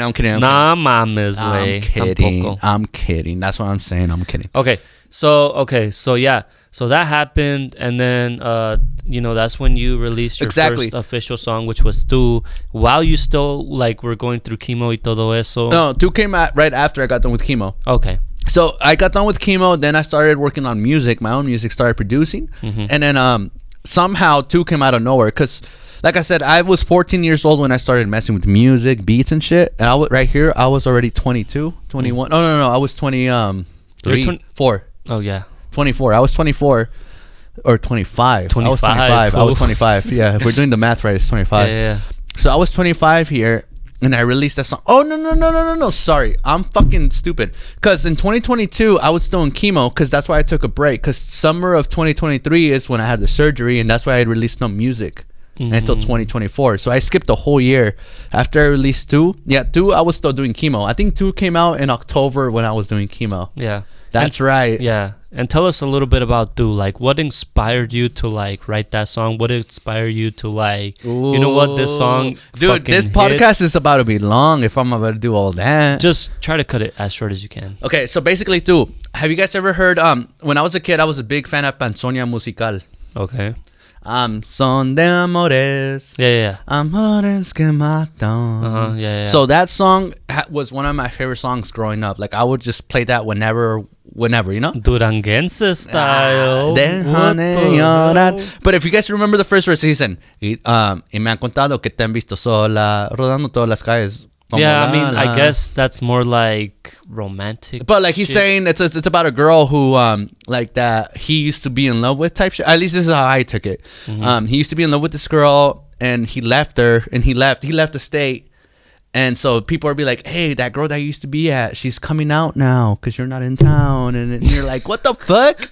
We're like, me ha contado que te han visto sola, rodando por las calles. No. So if you listen to Tu, a lot of my lyrics got inspired by that song, because I started the song. You know what I say? fuck, I forgot the fool. lyrics. But basically, same exact words he says, but I say them in my own words for the first verse. Right. Saying how like, hey, I'm back in town. They've told me that you've been going out alone. So like I'm here, but it's always been you, because the song is called "You" in Spanish too. Yeah. It's in Spanish. That's what it got inspired by, was by Son de Amores, because it's literally Simón. the same story but in my own words, you know. Shout out to that grupo. Panzonia Musical, Duranguense. dude. Duranguense. I love that band. Yeah. Shout out to them, bro, for inspiring you to write your first official song, you know? Nice. If you guys nice. like autotune, that's very autotuney. Nice. Okay, so that's that came out in 2022. Anyways, let's go to the next song, which is Mi vida. Your Life. Mi vida. Your Life, that came out recently in 2024. A year ago. A year ago, yeah. So tell us about that one. Okay, so now if we're back on track with my surgeries and shit, I had surgery pretty sure right after that. Okay. So Para Mi came out, and then but that one was crazy. So okay, I know there's those people out here that might relate to this story. So this was a story with a girl who I've never met in my life. Right. She's from Reno. Oh, okay. And we actually met through Snapchat, which is so fucking random. Like she just Did added she add me. you or you add her? Honestly, I don't remember, because I even asked her one time. I was like, "Who added? Like, who added?" Like, and we were like, "I don't know." We started talking, right? And dude, this girl like fell in love with me, or I don't know what the fuck it was, but like, dude, this girl like every day would hit me up, and she's like, "Dude, you're amazing. Keep going. Do your music thing." And she know everything about cancer, so maybe that's why she was being so nice. Damn. But she's all like, "Dude, you got it." So then, Simón. Para Mi, like she inspired it. I'm not saying it's about her, because it's not Yeah. about her, but it's like she inspired the Yeah. story. Like Uh-huh. because a lot of the songs, that's another thing I tell people, is like most of my songs are real stories, but they're also not. Like I Yeah. do enhance the stories a lot, and I also create like fantasy. Like it's fake, but there's stories that like it's 20% real, but the rest is fake. So from that 20%, I make stories up, you know. Which yeah, is, no, you know? Simon, I get what you mean. You know, Because like, I try to make it relatable, you know. yeah, you try to make it relatable. Aparte, throwing in like your little fantasy type shit, you know. Exactly, because Yeah. you know. No, Simon, I get what you mean, dude. Like, y luego aparte, like, dude, it must be hard, like, you know, trying to like write a song, you know. For me, Well, yes. I guess everybody's different, you know. But Yeah. like, tell us your experience on Okay. writing a song. So I'm not gonna lie, I got like a cheat sheet, you know, because you know, if you guys go back to podcast 1, you guys learn how I said that I worked with big ass artists, and I was the guy in the background recording. Like I was the guy like fixing that shit up. They were the artists. They were rapping. They were singing, and I was the one composing it, like putting it in place, making sure everything's lined up. Yeah. So since I've been the guy in the background lining everything up, putting everything how it was, I learned how, you know, those artists are able to do their thing. So I'm like, why can't I do my own thing and, you know, Right. experiment and doing it the way they do it? Simon. So I did do it, and that's what I was doing. Like while I was actually on chemo, this is a little backstory to the chemo thing. When I was on chemo, I was always working on music, always, like Yeah. every day, because I was literally at home. If I wasn't working on music, I was sleeping. You know, that's it. Sleeping music, chemo, sleeping music, chemo, Repeat. Yeah, exactly. Yeah. And that was for 4 months. Mi vida, that shit was crazy, because I just started it, got it going. It literally started with the melody, just that. I was like, okay, let's get it. I made a little drum beat to it. DAW, it's called a DAW. That's where Yeah. you put to record your shit, your vocals. At least that's what I do. Right. And then I recorded the whole song. I was like, what the fuck is this shit? This shit is actually good. Yeah. So I released it, and it did really good, actually. It's probably still one of my top songs. My very first song. That's good, dude. That's good. Or sorry, 2. That's 2. Mi vida did really poorly. I'm not gonna lie. Para Mi did good. Para Mi, well, we're going back. Oh, I did get sidetracked. Para Mi, that was that girl who motivated it. Yeah. So she inspired that story. So I took, because she made me feel like a god. What nationality was this girl? Damn, I'm about to get some hate. Nah. But I love all nationalities, honestly. Okay, I'm cool. a person who, I don't see color. I see their personality. Honestly, that's my main thing. I always love personality. Yeah. But this girl was white. She's white. Like Okay. white, Shout white. out to, what was her name? No, I'm not gonna say her name. Shout out to the white girl that was talking to my compa Eliezer in that time for something. Yeah, dude, she was awesome. Cause, dude, I'm telling you, dude, like even though we never met, and she is from this state, but she at that time she lived in Reno. So like she like lived here before, so that's why she was like someone who was in my suggestions, or I don't know who added each other, right? Yeah, So Simone. but dude, somehow when we started talking, we clicked, and boom, boom, boom, boom, and I actually never met her in person. Never, never. It could have been a guy for all I know. It could have been a catfish. Damn, bro. Probably, bro. Who Imagine. knows? Nowadays, nunca se It sabe could have qué been a puede pasar, catfish. güey. Nowadays, uno no puede pasar. But Like, if it was you, or if it was a catfish, thank you for inspiring this song. yeah, okay. So that's para mí, right? We already talked about también Mi Vida, you know, which you just told.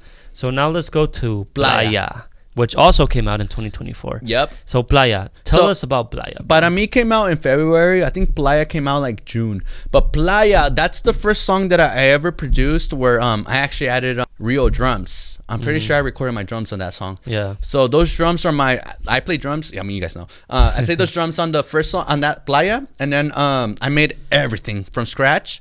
And then I had a compa. He goes to church. His name is Eli. Hopefully he doesn't get in trouble because he goes to church. But shout out Eli. Shout out to El Compa Eli for Dude, helping on the bass. crazy bass player. Yeah, dude, that guy gets down, bro. Yeah. Imagine if he was like in a grupo norteño, bro. Hey, but he's very Christian, and his Yeah. religion doesn't allow him to play in secular bands.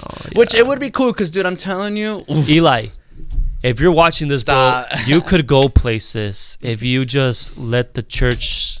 Be okay with you playing with other bands. you know? Yes. Yeah, I'm not It's saying that, like. don't leave the church. No. Yeah, we're not saying to like leave the church, but look for other opportunities out of the church, bro. Because I'm honestly, telling you, bro, you could be can, making so much money. Yeah, or dude. you could be touring. I mean, exactly, I don't know. exactly. If your brothers aren't down, you know, well, hey, like, bro, tú eres tu Yeah. propia persona, bro. Like, you can do anything with Look the it. skill that you have, you know.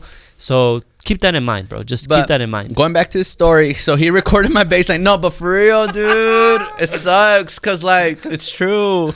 No, yeah, But going back to the story, so he Uh-huh. recorded my bass line, and the reason why he recorded my bass line is because my cousin at the time was learning bass, and I was like, dude, this guy can play bass. I was like, hey, Eli, I'm working on a song. You down to play some bass on it? And low-key, I feel like he was like, nah, but since he was there, he's like, I got you. Yeah. So he was able to do that magic for me. It's because, bro, like, también Eli as a person, like, He's cool. he's cool, you know. And he's like a shy person, I want to say. I don't A little know. bit, you know, Yeah. a little But bit. that's the cool thing too, you know. He was willing, and he did it. And after I released the song, he Did you like, give him credit? oh, 100%. And when I released the song, he was like, bro, where can I find the song? I want to hear it. Because honestly, if you guys listen to Playa, dude, I'm telling you, listen to, if you're a bass player and you know about music, listen to the bass line, dude. You're gonna be like, what the fuck? Yeah. Okay, like in a good way. Yeah. But then Nice. after Playa, okay, After I'm gonna Playa. take control of this one. Check it out. So I got done with Playa, and I was like, fuck. And this is when me and Fernie had already been going to the gym, you know, pretty frequently. Yeah. And then all of a sudden, I was like, hey, Fernie, have you ever like? Because I know he plays drums. I know he's musically inclined. I was like, have you ever tried rapping or anything? And I'm pretty sure you were telling me, no. You're like, no. And I was like, hey, come to my house. Let's because I have everything in my house. Like I have everything to record and everything. I was like, hey, come through. Let's just see what we can do. Was it the first? Oh no. This was the second time, because low key we have a song already before Disfrutando y Locando. Yeah. So okay. So I'll let you. the tell next the story. song was called Disfrutando Loqueando, which, you know, I'm featured in it. Yeah, If you guys have not heard that song, please go check it out. We're putting it right here. Yeah, right here. Disfrutando y Loqueando. Yep. Just to tell you guys about a little bit about the song. This was random too. Yeah, this was so random. But before we get to the story, let me just tell you guys a little bit about the song. So the song is basically like I want to say it's like a good party song, you know, like a good. I want to say summer, because like it has like summer vibes, but it's just a good party song in general. But you know, remember, it got inspired it really did get inspired. from 501, or what's that one bar called? No me acuerdo. I'm güey. telling you, remember when I did Labios Compartidos? We're not Ye- saying names. We're not saying names. Yeah. Oh, okay. And remember that we were like, let's try to like make it like we were there, and then we were drinking bucanas, and then doing all that. Yeah. Okay. So if you heard the song, then obviously you know what we're talking about. But if you haven't heard I'm just it, saying how it got inspired. yeah. So basically, like, yeah, it's a good ass party song. It's a good ass, song to drink with. Get high. especially if you're about to smash, bro. Like it's like a pregame. It's a pregame. It's yeah. before you climax. Okay, well, I guess we can say that too. No, my fault. But yeah, it's just a good song in general. And yeah, like the side story is that like it was just like something random, you know, like El Compa Eliezer invited me to his house, and then that's when like show me a beat. I think it was like the second beat that you showed me, and I'm like, dude, like this is the one, you know. So this is the one. I think I started writing. Yeah, I started writing. You know, wait, before you keep going, you know what's something crazy about that beat? What? I didn't like that beat. No, I didn't like that beat. You could tell right after away. we worked on it, it was like it's one of my favorite ones. Now, whenever I listen to that song, I'm always so happy to hear it. Like I was like, dude, what the fuck? Yeah. No, I mean it does make sense, you know, because you didn't like it, but then once you got it all down, like it's because the vocals do a big ass fucking difference too. You know, it changes the whole song. Like the beat could be super simple, but vocals change everything up. Yeah, the words, the feeling. The logo, we added like our little effects to it too, which also made a fucking huge difference. A lot of you know? Sound effects. Yeah. And so Disfrutando y Loqueando, dude, honestly, like I said, if you haven't heard that song, go listen to it like right now. Pause this video and go fucking search up Disfrutando y Loqueando and listen to it. Yeah. And you're gonna know what we're talking about. But yeah, that was released in 2024. Yeah, 2024, like in August, no? August, late 2024. Yeah, and so like I said, it's a good party song. It's a good pregame song. It's like just a vibe, you know. Like people, you know, that I know, like fucked with that song. They do. I remember he was sending me a screenshot of his friends, be like, "Hey, bro, this song's fire! Like, dude, what the fuck?" Yeah. Because that's his first song that he's ever been featured in. That's like my first featured rap song. Y eso es que I'm not a rapper, you know. Like I just fucking did it because, like, you know, I had a good flow to it, you know. Like he's all like, "Que siga las fiestas, saquen botellas y traen." A mí no me cuesta. Si vamos para arriba, con gusto me alegra. Mirando las moras. Yeah, and the crazy part bailando me alegra. And the crazy part is that, like, I wrote most of the song, but we did have a little help from El Compa Eliezer. And then I told I don't even know. That's a different song. Oh. I'm talking about I'm thinking about the other song that we recorded that has not been released yet. So don't get your hopes up. It's still in the thinking process. We'll see, you know. But yeah, Disfrutando y Loqueando was definitely like, I want to say, bro, like that's because didn't you say that it was like your like second or third like on your playlist? So what I was telling Fernie, I was like, hey, bro, I already have 2 more songs ahead of the song to release. And he's basically, what? I was like, which is cool, you know. But he's like, I was like, dude, but this song is way better than the other 2 ones that I have ready to release. Yeah. So literally, we did it. Let's say if we did it on a Monday. The Monday afterwards we released it. So 1 week we created, we wrote, we did everything we had to do. Yeah. The next week it was out on Spotify. Yeah, like iTunes, it only took us like a week to like fully master that song, you know. Exactly. And which is pretty normal, you know, like for like a good like rap song, you know. Yeah. Pero pues como te digo, dude, it's my first featured rap song. I feel like he did really good though. Yeah, I feel like I did good too, you know, because like it's just a vibe song, a song you can vibe off to, you know. Yeah. So hopefully, you know, in the further future, you know, me and El Compa Eliezer can probably do a few more for sure. We're gonna have to. We will for sure. You know, like maybe like at least once a year. You know, at least one. Yeah. So like, pues ahorita pues ya estamos in 2025. So we have to get. Yeah, we have to, bro. One's gonna come. One's coming. One's coming. Yeah. If you guys have any recommendations of what the song should be about, please make sure to leave for it real, down because in the we comments. write about everything. I mean, most of the time it's a love, breakup, trying to conquer. It's always something. Yeah, so what I remember about that song is that El Compa Eliezer, like the most of the songs that he already had were all about love. It's all love songs. All love songs, you know, and I'm like, bro, like, since your songs are all about love, let's try to make this like como like a party vibe song, you know? Yeah, like single party life, you know? And so yeah, that's what basically Disfrutando y Loqueando is all about, you know? So like I said, I'm gonna repeat it again. If you haven't heard that song, bro, go check it out. Just listen to it. Listen to it. Honestly, it'll be playing at the beginning or at the end of this video, honestly. Just as like the intro or some shit. A ver, ¿cómo? Maybe. Okay, so yeah, that's Disfrutando y Loqueando. Let's keep going with the list. So after Disfrutando y Loqueando, you have Amores de Lejos. So, 2024, exactly 2024. Same year, bro. So far the songs we've been saying, they've all been of last year. Last year. Yeah. But bro, you could also- have made an album, honestly. I know, but Amores de Lejos is also the last song. I released that on December 28th. Oh yeah, you did. Like the last 2 days or 4 days of December. That song was recorded also like 2 weeks before December. Like it was recorded like on December 1st. But before that song, I had, after Disfrutando y Locando, I think I had like 4 songs already done. Yeah. But they weren't like meeting the requirement or my own personal requirement. Right. So then I recorded Amores de Lejos. And Amores de Lejos was also like just a random song. Like I was just like working on music. And I was like, dude, this song is actually good. So I told myself like, dude, I'm going to release this song. Yeah. So I did. And I was like, the thing too that was crazy about the song, when I upload my music onto DistroKid, which is the platform I use to get distributed into Spotify, Apple Music, anyone could get Spotify or get DistroKid. Yeah. And I recommend it because DistroKid is very good. Through them, I was able to export all these songs, and I was like, and I usually like to upload it before or within 2 weeks, but that time with Amores de Lejos, it was like 4 days. And it actually is my #1 song right now. It's kind of crazy. Dude, that's good. Dude, it's that's kind of good, crazy. Yeah. It's because it does have a good like vibe to it, Yeah, you it's know. good energy. Porque like, dude, I can relate to that song. Porque bro, yo también tuve like un amor de lejos. This is a very good song for people who are, let's say, I'm not saying like immigrants, but people who have family in other countries. So you don't have, I mean, I guess your parents are probably immigrants, but you are probably not. But what I'm trying to get at is you have family in other countries and you go visit this person in a different, or you go visit your family in this country that you've never been to. Yeah. But all of a sudden in that country, there's that one person that you take a look at, or you like, Or they talk take a look to, at you. and then there's some like weird energy. You're like, You just feel that What? connection, bro. you're like, what the fuck? Little side story. I'm gonna make it quick as Yeah, possible. yeah. So yeah, back in 2021 in December, yo y mi familia, pues we went to visit Nayarit, you know, for like a month. And dude, in Nayarit, bro, like I'm not gonna lie, hay un chingo de morras, güey.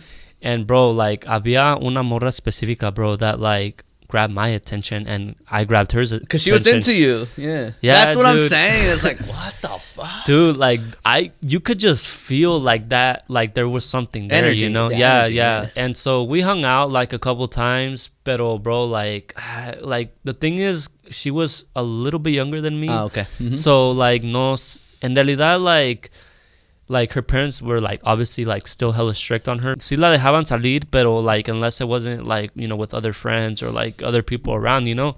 And so like the times that we were able to hang out, but you know there would be other people around, you know. Yeah. So like we really, you know, couldn't like express our feelings towards each other. Because there's always people around. Yeah, and it's weird. Si hay más gente alrededor, you Well, know. yeah, especially in a different country where like they're Yeah. not used to seeing how, Yeah. like the way we got brought up, how they teach us or how we see it. And then you go to a whole different country where like whatever you got learned or taught is Yeah. not acceptable, or it's like, what the No, fuck are yeah, you doing? Simon, I get what you mean. So that's why Yeah. I can like really relate to the song, you know. I knew que ahí nunca se iba a poder hacer algo porque obviously like I live here, she lives there. It was just that time that I was visiting that sí se sentía like algo real, you know.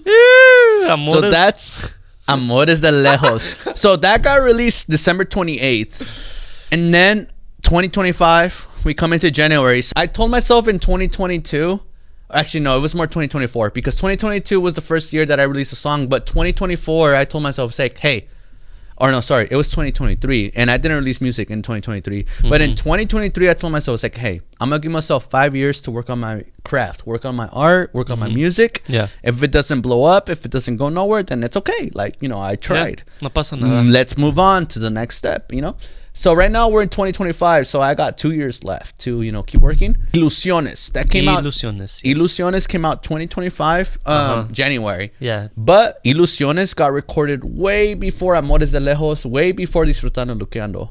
Ilusiones got recorded in June. Okay, now tell us why. Ah. Why? Be honest, bro. I am. Tell us why you wrote Honestly, Ilusiones. Okay, For me, Straight up. Ilusiones was a game changer. But it's because of that song, dude. That's honestly one of my favorite songs. But Okay, the reason why yes, is tell us, because bro. that story. So, like I said at the beginning, all these songs, they're real stories, but they're like enhanced to like 100%, you know? Simón. Like there's 25% of the story that's real, but the fucking 75 other percent is fake. But it's still very relatable, you know? So, Ilusiones, that song, the whole I want to say the first beginning of the story is pretty accurate. Basically, it was a gym crush. If you guys go to the gym and if you guys do the whole gym fitness shit, it was a gym crush, you know? Yeah. So you see that one person I and was it's there. like, I mean, yeah, that fool was there every fucking day. So he heard my gossip every fucking day. Right? Oh man. The song itself says the story. It says, era un día lunes por la tarde. I got to the gym for the first time ever. And then all of a sudden, I looked to the right, to the left. I don't know what direction I looked to. But I looked somewhere. And you saw her. And I saw her. And we locked eyes. And I was like, Yeah. But personally, I was also like, wait. This girl looks a little too young. Like, Yeah. I was like, you know what? Nah. I'm like, no, it can't go. You know? She's too young. She's too young for me. I'm an old ass. I mean, I'm not an old, but like, I'm an older guy, you know? Yeah. And I was But- like, nah, this but- girl's too young. But Like, the thing is, bro, you never knew until you know. exactly. You And know? exactly. So that's what I told That's myself. why. Like, Yeah, that's why I kept hyping you up. I'm like, bro, 'cause, like, yeah, I kept telling him, I was like, dude, this girl's fucking pretty. You see her? And like, he's like, not for me, but I could see what you think. yeah. You know what I'm saying? I was like, yeah. And then, but the months went by, and then I got the courage because like I would see her every day, and every time I would see her, we would lock eyes. You know what I'm saying? there was that like you could feel something. You Yeah. know? Yeah, like butterflies, I guess, if you want to say. One day he wasn't with me, and I went early. I went earlier than we went, or we usually go. She was there, and then I had to leave because I had band practice that day. And when I was leaving, she was leaving. And I remember she was right behind. I was like walking out, and she was walking out right behind me. Right. And I saw her, so like I held the door open, and she walked out, and I was like, "Hey," because I mean I had already had like this, you know, like she's my gym crush. Yeah. And everyone always says, "Don't talk to your gym crush. Don't do it." Okay. It's like it ruins it. It ruins it. Uh-huh. I talked to her. I was like, "Hey, it's like, hey, what's your name?" Because at the time, like, we were trying to find who she was out. Like, I never knew who she was. Like, I was like, I can't find her anywhere. Yeah, I remember this part. And then I asked her. I was like, "Hey, ¿cómo te llamas?" Or I was like, "What's your name?" She's like, She I'm not gave gonna you- say her name. I'm not gonna say her name. She gave you a totally different name than That what I thought. than what you thought. Because check this out. Ah, So El shit. compa Eliezer was over here, like, you know, trying to figure out who this girl was, right? And I remember, I think it was your sister, bro. She was all like, "Oh, well, you know, let's try to look her up," you know? Yeah. And como tú has dicho, bro, that she's been to your shows before. Yeah. So I think you told me that I guess you guys were looking for her on your band page Yep. side. Okay, and then you found a picture of a girl that looked just like her. It did. It wasn't her. Totally different name. It had a different name, and I was like, "Dude, this is her." It wasn't her, bro. It wasn't her, bro. Pero sí se miraba como la morra, It didn't güey. look like her. It didn't look like her. Sí se miraba como la morra, güey. And I was like, no mames, güey. And you were all confident, like, "Oh yeah, her name is this. Her name is this." Next thing you know, like, "Hey, ¿cómo te llamas?" "Oh, me llamo así." And then, hey, when she told me her real name, or when I asked her, I was like, "Hey, what's your name?" And I think I even made a face. I was like, "What?" Like, This your fool. name is that? Is Yeah. like saying like that's not your name, but that is her real name. Yeah. But it also turns out that she was also following the band page. Yeah, no? our band. Yeah, Yeah, nomás que pues obviously I was looking you're- at the wrong person. Yeah, you were. It happens, bro. It's Hey, life. fails. Hey, but also the reason why it was the wrong person is because both profiles were private. Well, So yeah, like I that's only true. got the little circle, you know, on Instagram. You get that little circle. Just up there, that one picture, you know. Yeah. Y pues así como pinche vas a saber, Yeah, güey. no. I asked her for her name. A week went by or 2 weeks went by, and that's when I built up the courage to be like, "Hey, tienes un Instagram?" 'Cause she was working out in front of me, and I was like, and we had already said hi, right? Yeah. She was working out in front of me, and I was like, "Hey, ¿cómo te llamas? ¿Tienes un Instagram o Snapchat o lo que sea?" She's like, "Sí, tengo un Instagram. I have an Instagram." And I was like, "Okay, perfecto. ¿Me quieres seguir?" And I gave her my phone. I was like, "¿Cuál es?" Or no, I said, "¿Cuál es?" I was like, "¿Cuál es?" Yeah. And then she wrote it down. I followed her. that same night, I was like, hey, ¿qué vas a hacer este lunes? Let's go get some food. Yes. Because I was like, dude, like, because, like, I'm telling you, dude, we had that, like, Yes. eye lock. We had everything, you know, everything. Mhm. I hit her up. And then the crazy thing, though, is that she said yes. Mhm. We went out to eat. I took her to my favorite restaurant, Yeah. Texas Roadhouse. And Shout out. yeah, and that's where you found out her actual age también, no? Yeah, dude. She was 7 years younger than me. That's crazy. Yeah. Pero at least she was of age, you know? Yeah, 100%. Yeah, that's like, obviously if she was under 18, pues no mames, you know, like I know, you know, pero if she's over 18, bro, like, come on, bro. Like, Yeah. you know? Like, I get it though, pero like at the same time, bro, like, fuck. I mean, if they're of age, fuck it. Why not? Yeah, You know? But I feel like that's also where I fucked up because this girl was also the first girl that I have talked to prior to my cancer, prior to everything that I went through. Yeah.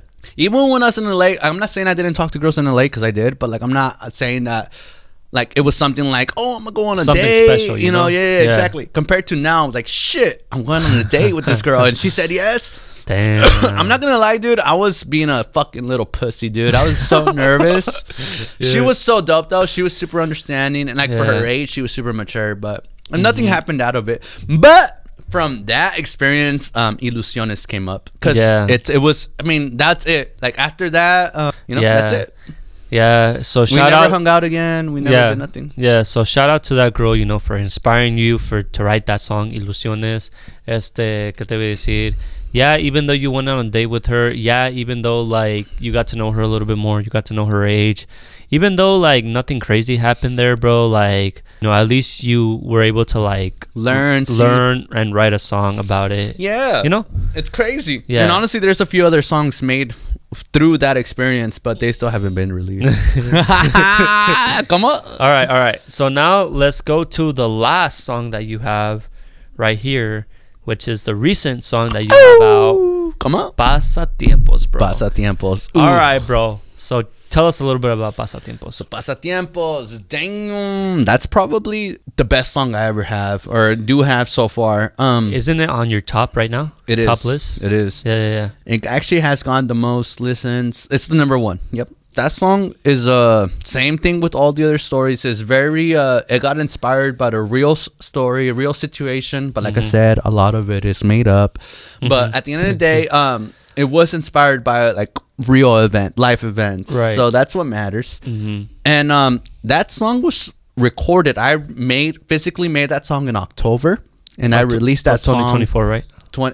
October 2024, and I released that song in last Recent, month, no? February. Recent, yeah. February, I think it was like February 20 or something. It Like was it was after Valentine's Yeah, Day. Simon. And so that was what, like 5 months after I recorded it. Yeah. And prior to that, from October to now, I've recorded like 10 songs already. But not yet released, right? No, there's a lot of songs that I haven't released. Like saying like Ilusiones, the song that we were just talking about. That song got recorded in June. It got released in January. Simon. That shit's crazy. You know what I'm saying? It's because, dude, like I've noticed hay muchos artistas allá afuera, you know, like that have banger ass songs that they write, but they just for some reason don't release it until like a certain time frame, Exactly. you know?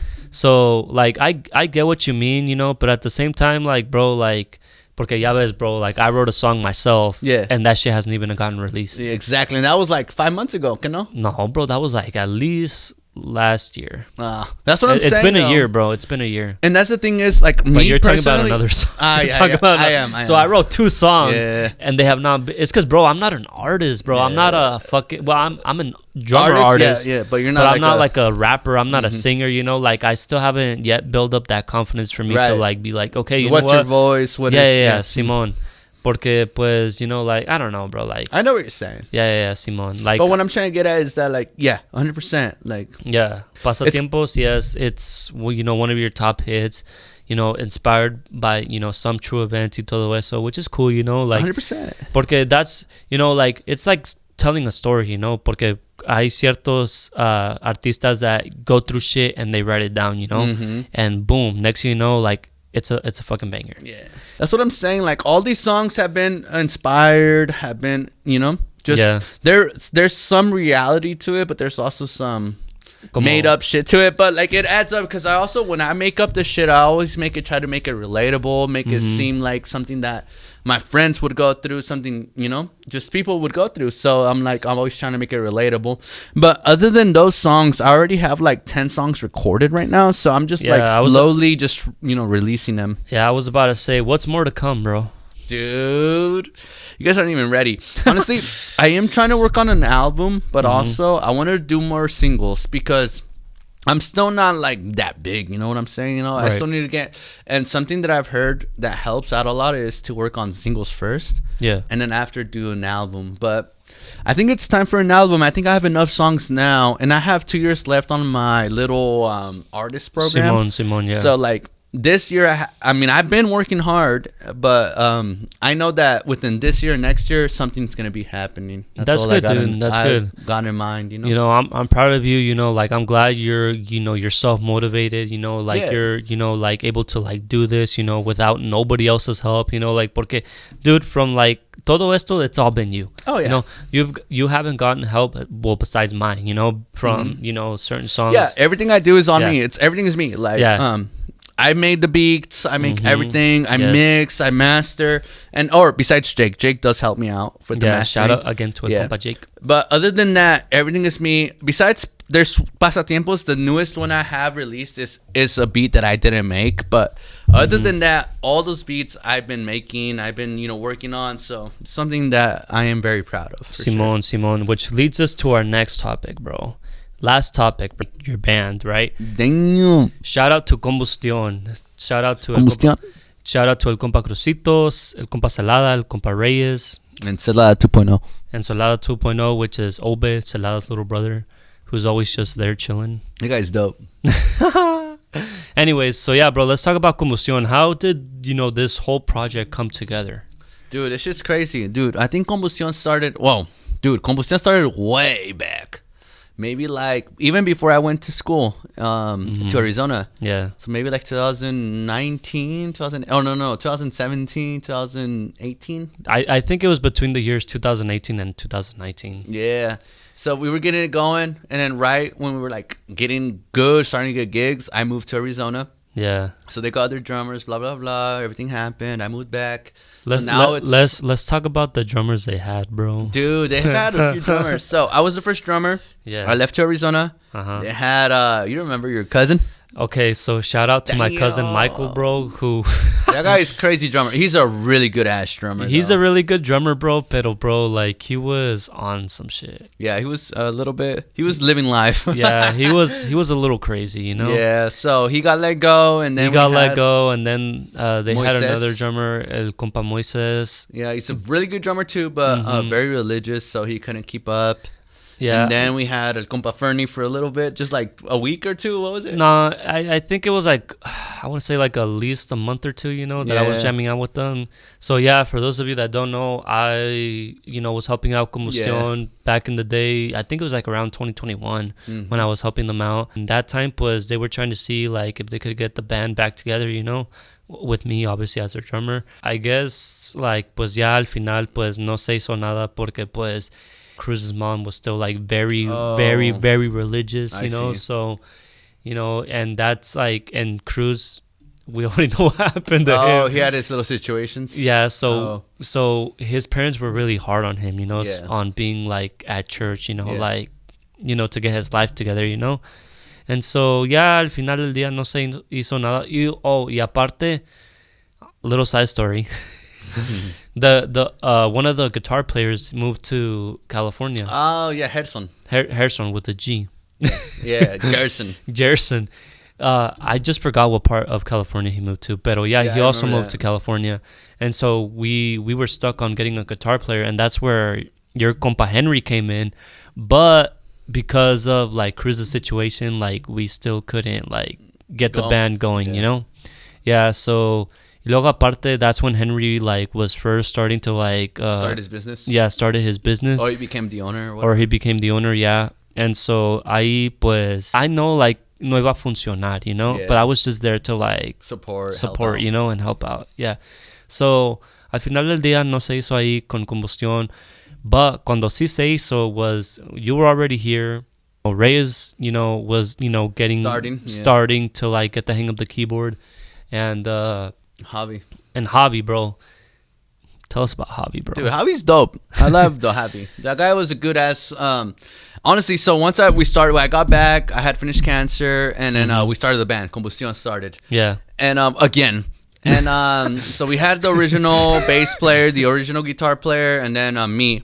Yeah. And then at that time, I was working at Leave Your Mark, which is the landscape supplies, which is Henry, the guitar player, who was the guitar player when Fernie was there.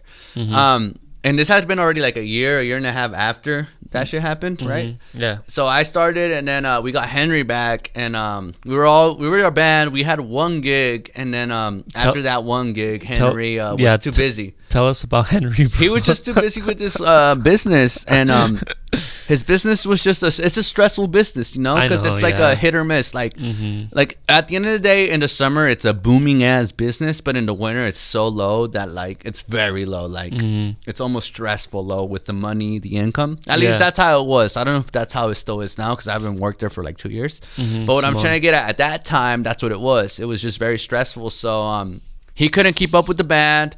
And it was just, he was just stressed from work, so we just couldn't keep it going with Henry. So we were guitarless with Henry for like maybe 3 months. We kept going. We got a Jesus Cuerdas, which is still a super awesome guy. He helps us out till today. He just helps us out. He's his own artist. He does his own thing. Yeah. He helps us out all the time. He helped us a few times with Javi, but then Javi, after maybe like 4 months after Henry left, Javi was also like, hey guys, I also can't keep going because he wants to do his own thing. He has a family and stuff. Certain situations, yeah. Yeah, exactly. So he just wants to be his own, And honestly, the band, it does take up a lot of days. Like even now, we practice twice a week. Yeah. Now we're gonna start practicing 3 times a week, which is like to a normal person, that's a lot. It's a lot of time to dedicate to a band, which is okay, But at the same time, it's like I don't have kids. None of us have kids. Or our new guitar player has kids. Celada. Shout out to Celada. Yeah. Okay, let's go back to the story. So basically, after he left, maybe not even like a month after, we got a new guitar player. Celada, and this was random. Like he was a recommendation, and we met him, and dude, this guy. Honestly, and then he only stayed as the only guitar player. Yeah. Because why were you guys struggling to have 2 guitar players? So after Henry left, Jesus Cuerdas was just a helper. He was never a guitar player. Yeah. So like he was just a helper. Yeah. So after Javi was like, dude, I'm done. We had no guitar players. Clearly, we were guitarless maybe for like 3 weeks, and then after that we got Celada. Yeah. And then after we got Celada, like. It was a game changer. Just everything changed because Celada was actually a person who was very into music. I'm not saying Javi wasn't, but Javi already had a family. Javi already had other shit going on for him to where like he couldn't dedicate this shit going, you know? And compared to Celada, where he's like a youngster, he has one kid, but at the end of the day, like he's super motivated. All he wants to do is make music. So, and that's what we're trying to do. So with Javi, it was awesome, but Javi had other plans, which is awesome. Like do your thing, live your life. You're human. You can do whatever the fuck it is. So with Celada, it was a whole different story because Celada was more like, at the end of the day, Celada is the guy motivating us to practice. He's like, dude, we should be practicing all week. I'm like, what the fuck? Yeah, I honestly, as a musician, me personally, I feel like practicing for 2 hours, ponle que like 2 days in the week is enough, bro. It is, but then again, Celada was coming into a band where we already had like 40 songs done. Like we already knew 40 songs, and that fool came into the band. He heard the songs, but he had never played them. So like we had to start over basically with him, which was cool because then at the end of the day, our piano player Reyes got to learn some fundamentals to going back to creating and stuff. But it was awesome, dude. Like that's good. Where we're at now, it's been a year and a half now with Celada. Or actually, we're going not even a year because Celada joined in August last year, 2024. We're 2025 right now. Almost a year. Almost a year. But dude, it feels like we've known Celada forever now. Because we're always we practice 2 to 3 times a week. So that was chill. Any show, he's also a business owner, has his own reptile sales and shit. Primeval Pets. If you guys want to buy a snake, a leopard, Not a leopard. I meant to say a lizard. Lizard, bro. Or a Lizard, tarantula. frog, a turtle. I asked him one time if he had scorpions, and he told me that he did, bro. Oh, I haven't seen. Maybe he does. He does a lot of crazy shit. He there. told me that he did. Even though scorpions aren't reptiles, or are they? I don't know. They're what not. They fucking are. I don't Insects? think they are. No, I'm just kidding. But basically, Combustión is doing really good. We've been having gigs here and there. That's good. Slowly building up. Puro rock en español. Puro Maná, Soda Stereo, Juanes, Nanitos Verdes. and Nanitos Verdes. You cannot go wrong with Nanitos Verdes. Yeah. So. Caifanes. Yeah. So. All of them, you know? Combustión. The only rock en español band here in the Valley, here in Medford, Oregon. If you guys want to know more about Combustión, be sure to check out their Instagram, check out the Facebook. They have an upcoming gig here coming up April 5th, next weekend, which should be the weekend of this video release. No. Yeah. So April 5th, for those of you that that enjoy rock en español, they're gonna be playing at El Patron Bar and Grill. So West Main. So you guys make sure you support Combustión. They're a hell of a good band. Hell of a good rock en español band. At the end of the day, you get to see me. So at the end of the day, you get to see El Compa Eliezer. I'm kidding. If you want to go up to him, get an autograph. I don't buy. I just take big chunks or chunks. He just licks. I just lick and taste. But that's it. Exactly. I don't bite. So if you want to meet El Compa Eliezer, he's gonna be there. Dude. Well, that pretty much covers all our topics, dude. It was good having you here again, bro, for the second time. Hopefully, you can keep coming on here to the podcast. Yes, sir. Whether we talk about music or just other shit, it don't matter, 100%. Because I know me and you always have some shit to talk about. Always. We already sidetracked 8 times in this whole thing. Yeah, bro. Even more. This shit's probably gonna be more than an hour long for sure. Yeah, but hopefully, you guys enjoyed the video. Hopefully, you guys can keep supporting the channel. We're growing little by little. Dude, I always say that, bro. I need to come up with more sayings on to attract more viewers. You'll get it. Yeah, for sure. Because I'm also learning. I'm a new fucking YouTuber. So please don't hate on me yet. I'm not there yet. But keep supporting your boy. Support El Compa Eliezer on his music. Support his band, Combustión. I got my own band too, Los Elegidos. Shout out if you guys are watching. Yeah, shout out to El Compa Loy, El Compa Ivan, Compa Chris. If you guys are watching. Dude. I know for sure, God has big plans for us. Come on. Oh, yeah. You already know, dude.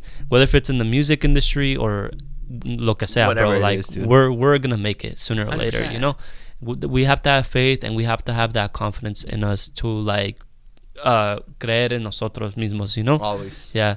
So like I said, thank you guys for supporting always, and Toxic Fernie out. Disfrutando y loqueando. Disfrutando y loqueando.